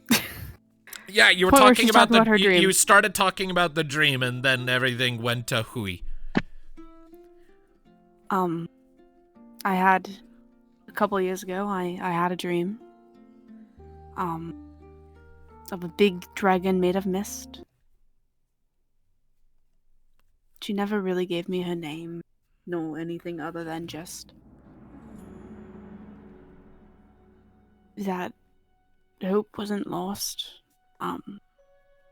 That you were still around, and I should try and make an effort to find you, as well as bring joy and hope wherever I can go. As you're saying this, you see Najira's expression shift slightly with stunned recognition.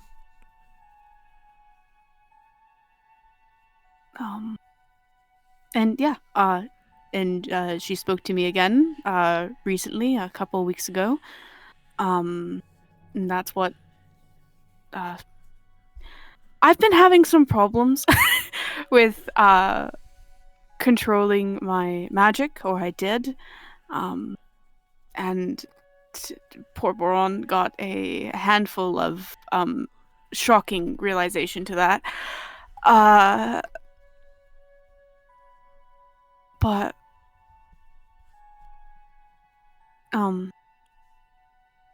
Yeah, brought us onto this course, and then we found Torek and Jazri and everyone there, and then told us about here, and then hello. The Dragon of Mist. Mm-hmm. Big girl. You dreamed of her as well? Yeah, I did. Jazari brought up that you also had a similar experience. Didn't go into detail, but... Yes, the orphan is what I've taken to calling her.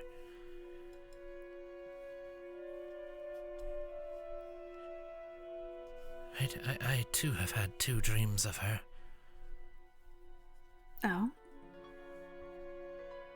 One shortly after I was captured, when I was just desperate for some way to make sure you would be safe and cared for. And again shortly after our escape attempt failed.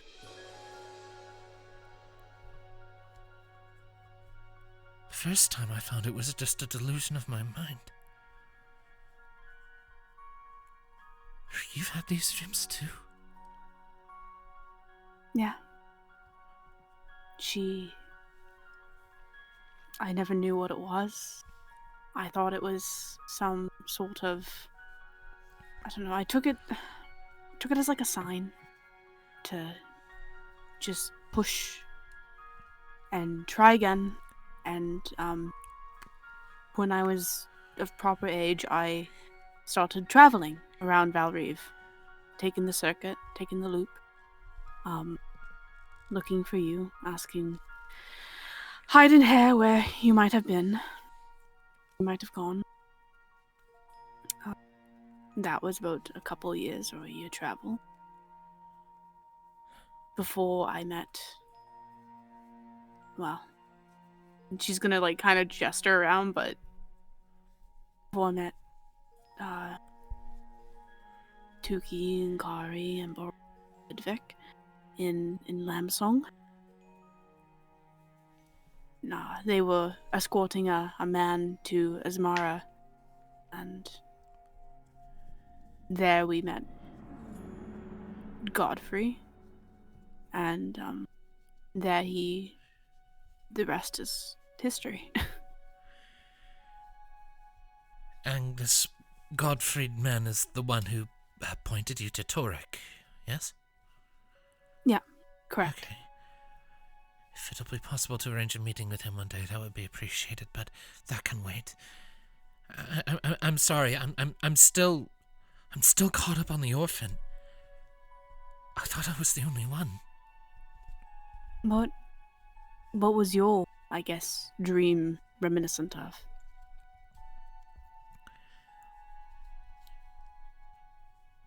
The first time she appeared to me, she said very little.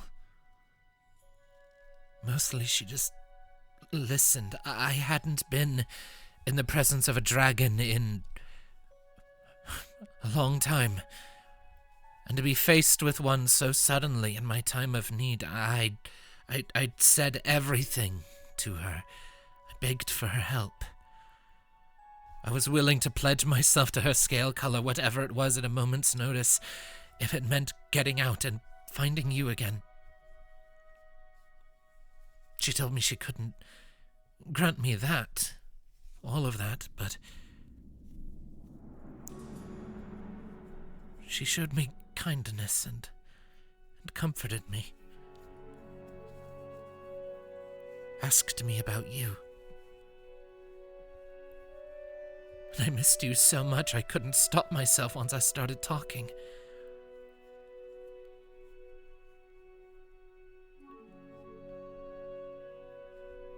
Everything I loved about you and everything I wanted from you and everything I wished for you.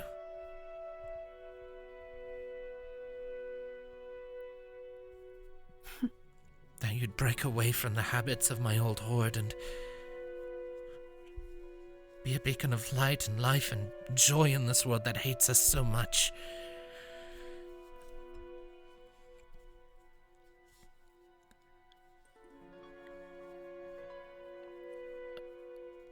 And the second time, like I said, it was shortly after the escape attempt.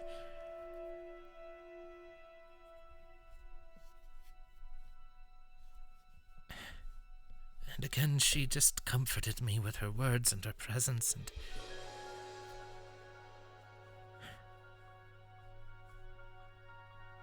I don't know what she is. I do not believe she is a true dragon. But Makes two of us. it doesn't make any sense, though. Kathan kind of leans forward a bit. Not to interject, you two would surely know a lot more about this than me, but if the orphan isn't a true dragon, then how is it even possible that she could be speaking into your minds at all? That's what dragons do with their bonded kobolds, at least if they're close enough, to issue commands.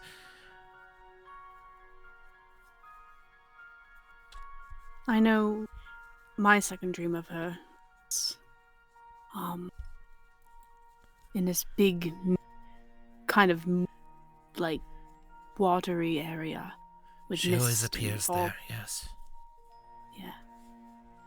And, big, huge, like, just towering. Like, Minnove's gonna, like, hold her hands up, be like, big! She, actually, in fact, as Minnove is going to be regaling her side of the story, or her dream, she's going to be casting Minor Illusion to kind of, like, give a visual aid. All right, fair enough. So, you sort of demonstrate at least a scale model of the discrepancy in size between you and the orphan when last you met in that dream some weeks back. Mm-hmm. And she beckoned me to. She talked about heartache and pain and such that would befallen me. Said that I'd done a good job in what she'd asked, and then asked me if I was willing to drink the water.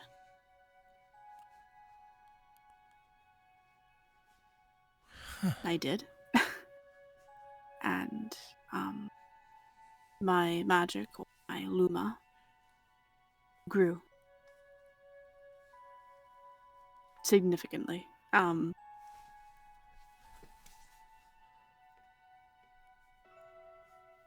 can only think of a handful of occasions when something like that would happen. I know that there are some kobolds or even mankin from time to time. If they forge a pact with a dragon will bathe a ringstone in their own blood to forge a connection to it, and entrust that ringstone to that other, granting them increased power in exchange for obedience. Many dragons shy from the practice. Sharing a dragon's blood with a lesser creature such as us is sacrilege more often than not, save for in times of greatest distress. If you drank of the water and suddenly your power spiked,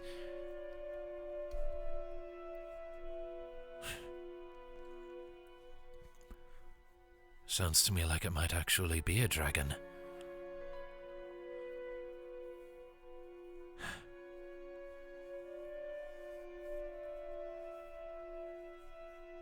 But there are rituals. There's weeks of preparations that go into bonding oneself to a dragon.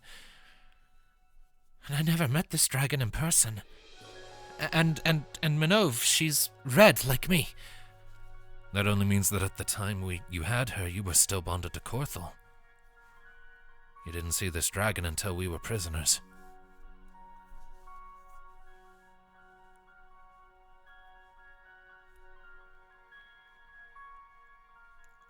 I'm sorry. I am fascinated by this creature, this entity, but we are not here to talk about her.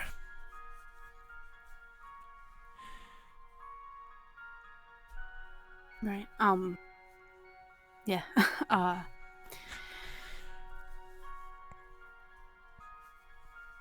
Big conversation later. I have a great deal to consider now, and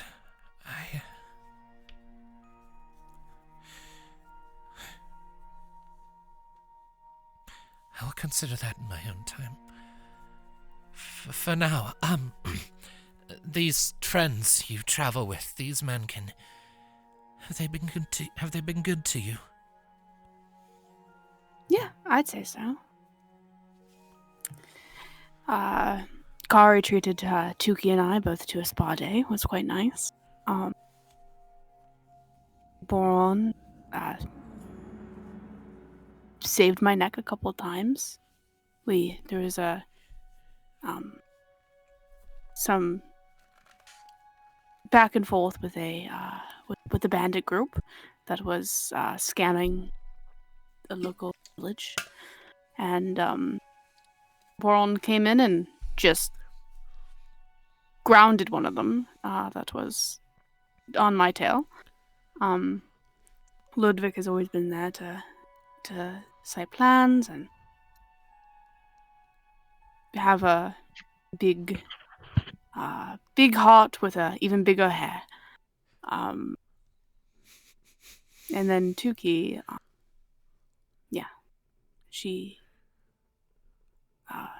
she's very important to me.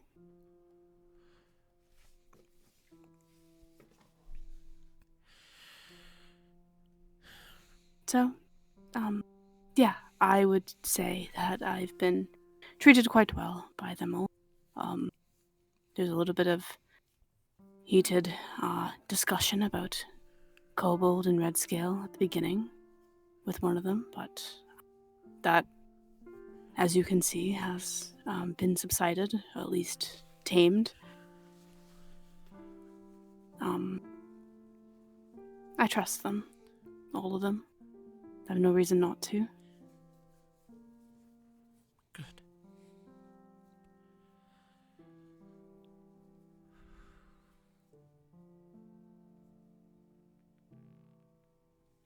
So Najira kind of looks across the table at you and just her lips kind of quirk up into a kind of crooked, teary smile, her eyes glistening slightly.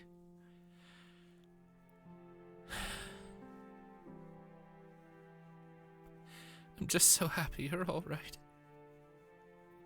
Of course I am. You left me in quite capable hands, Mom.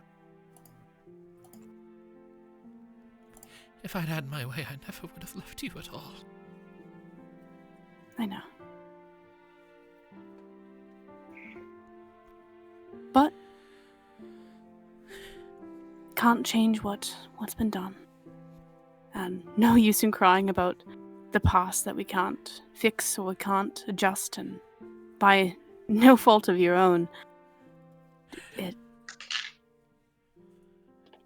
I don't blame or I'm mad or anything. I'm so happy that you're all right. And you too. She looks over at Kathan as well. It is nice to finally meet you and hear to have a face to the story that I've heard as a child. I wish I could have been there. Genuinely. Sure.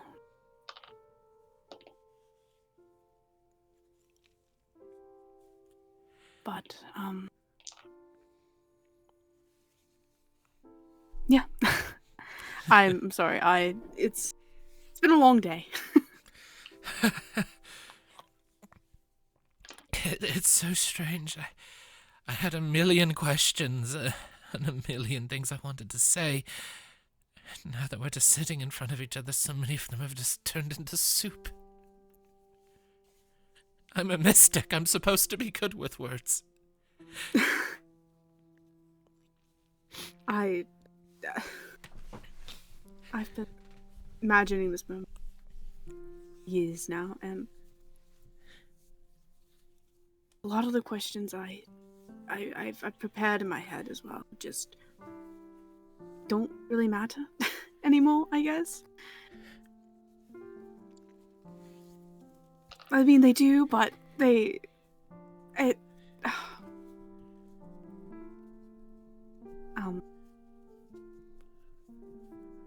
different.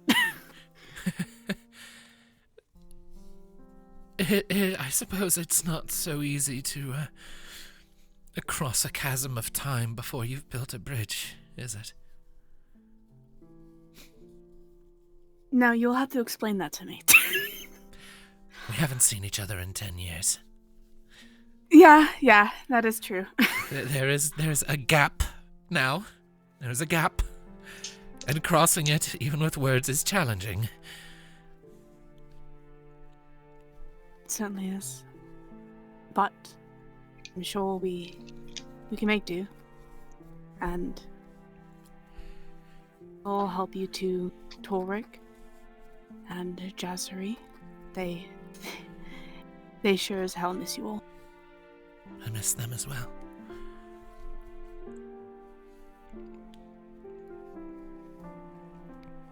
I know a lot of families are missed over there as well. I spoke to 2 young, well, I guess 3 young ones while I was over there. Kerjak, very, very skittish lad, but he was born in the mine. Yeah, without him, probably wouldn't have found Torrik.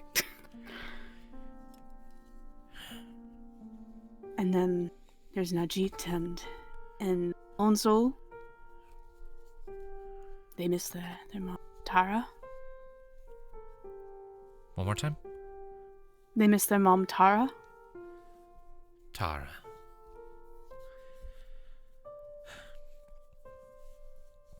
Well, I'll be glad to know that she's alive then. That's a relief. Sure hate to bring those news to 2 children that waiting.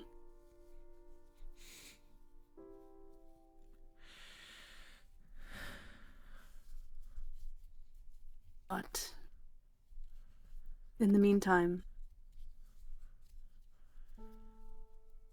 and Minnove, oh shoot, Minnove will stand up and saunter over to. I'm assuming they brought their stuff in.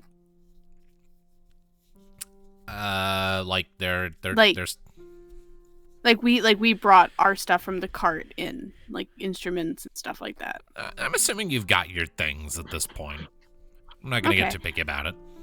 Cool. Minnove is gonna be like, I've been holding on to a few things for you. The ringstone being one of them. But, and Minnove will pick up her sitar and kind of bring it over to Najira. This was yours as well. She very gently sort of takes it in her hands. It sits comfortably in her palms as she turns it this way and that, looking it over. You've taken very good care of it. Tried. I learned a lot. Lot of responsibility and maintenance and tuning and such. The things that you taught me, I picked up on. And maintenance was definitely one of those ones that I made sure to take care of. But if you came back, to know that everything that you had was left in mint top condition.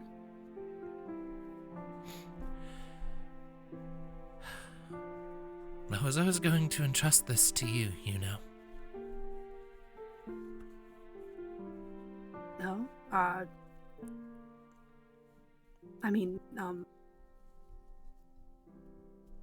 I didn't.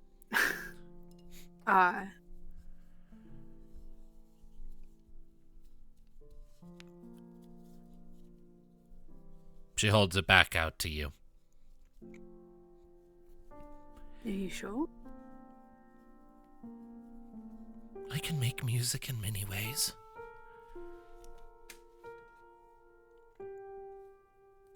I am sure. I heard you take it playing. back?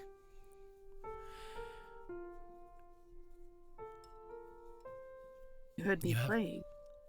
I heard you. At least at the start of the fight.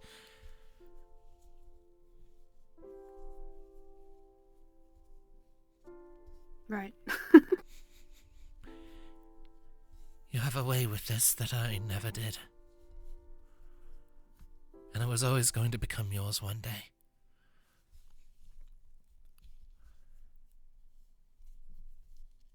Thank you.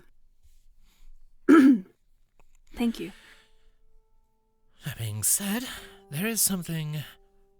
I forget. Did Tuki take back Minnove's scarf from Najira? Najira tried to hand it back. Tuki insisted she keep it.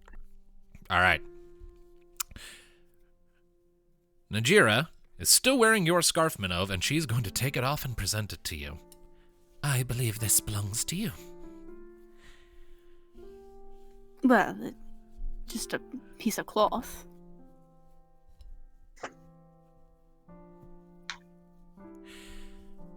True, but it is also yours. Well, thank you. And she'll take it as well. She's like, thank you.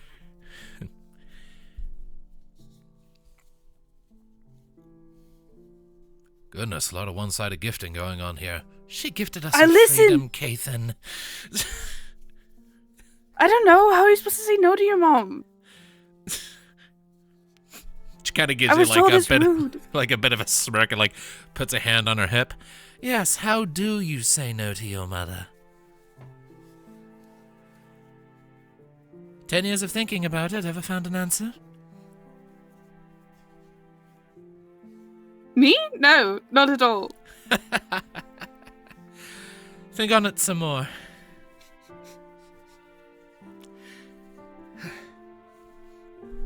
Yeah. Well. I'm gonna go lay down. I'm still a little bit sore from this morning. Of course. I took a few good hits from some of the guys. So I'm gonna go lay down. Of course. I should probably return my attention to the rest of the horde regardless. I know it's weird. When I left Corthel, I left behind my role as a mystic in his horde. He had several, but I was one of the favorites. But when I saw the writing on the wall that war was coming, I couldn't stay. And then I was alone for so long. War was coming. Yeah, why did you leave Lassoon? I don't think you ever really told me that. And why did you go to Valrive of all places? I left Lassoon because I did not believe my dragon was right. I respect Corthel. I admire his strength. But his is the judgment of a tyrant. In seeking to prevent new Orions from coming into existence, he has become like one himself. Dead set on domination. I could not in good conscience continue to be a part of that when I had devoted my life to remembering the stories in our history of everything we lost because of them. To see my dragon repeating similar behavior sickened me. So I departed. In silence. Not a word said to anyone. They would have only tried to stop me, and I would have been unable to convince them. As for why I settled in Valrive, I didn't leave with a plan. I had no destination in mind. I certainly couldn't stay in Lassoon. The Lassooni people probably would have killed me rather soon once the war broke out in earnest.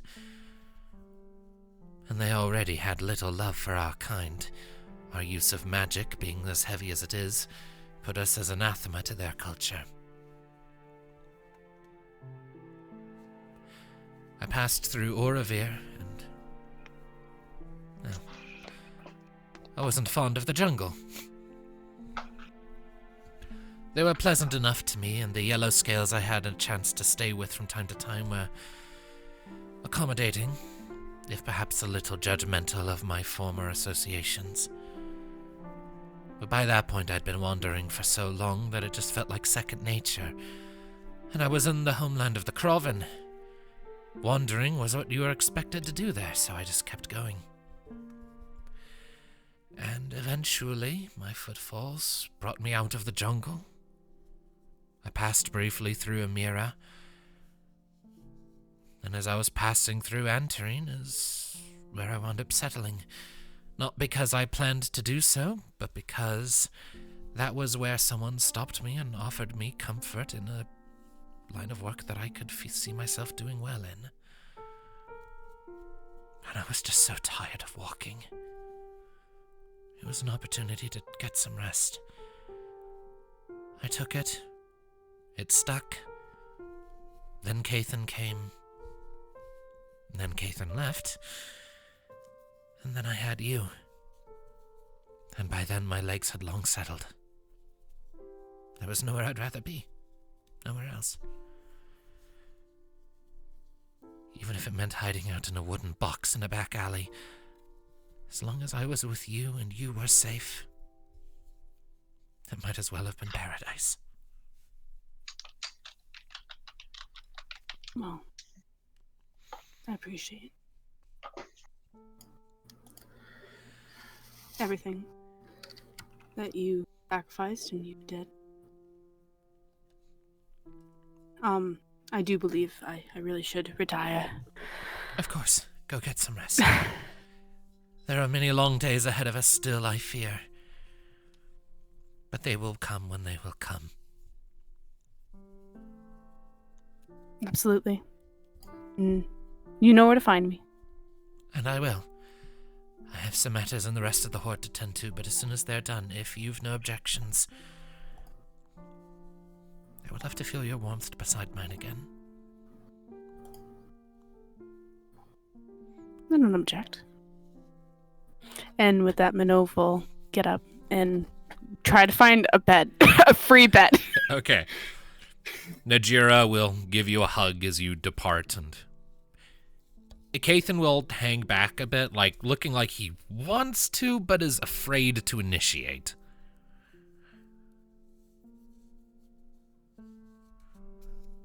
Minnove will hesitantly give him a hug as well.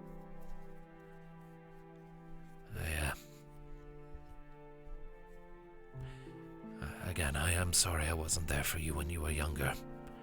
Oh, shut up. It's nice to meet you. It's lovely to meet you too. And she'll let go. Then she's gonna go find a bed. All right. So, with that, with at least the immediate threat of the halberds dismissed, at least for the time being, with questions asked and answered, and the beginnings of a plan set in place to depart from Red Iron Valley and seek a reunion with the rest of the Horde that was led by Torek, and that ever-looming mystery of what the hell the Orphan is. that, I believe, is where we're going to pick up next time. I feel like we could go for longer, but we started pretty late, and people are tired. Very. Yeah. So, thank you all, Sorry. ladies and gentlemen. No, it's not your fucking fault. Thank you all, ladies and gentlemen, so much for joining us for this session of Ringlight Fables. We'll see you next time. Until then, take care of yourselves, keep listening, and don't be a dick. Bye-bye. Bye-bye. Good night.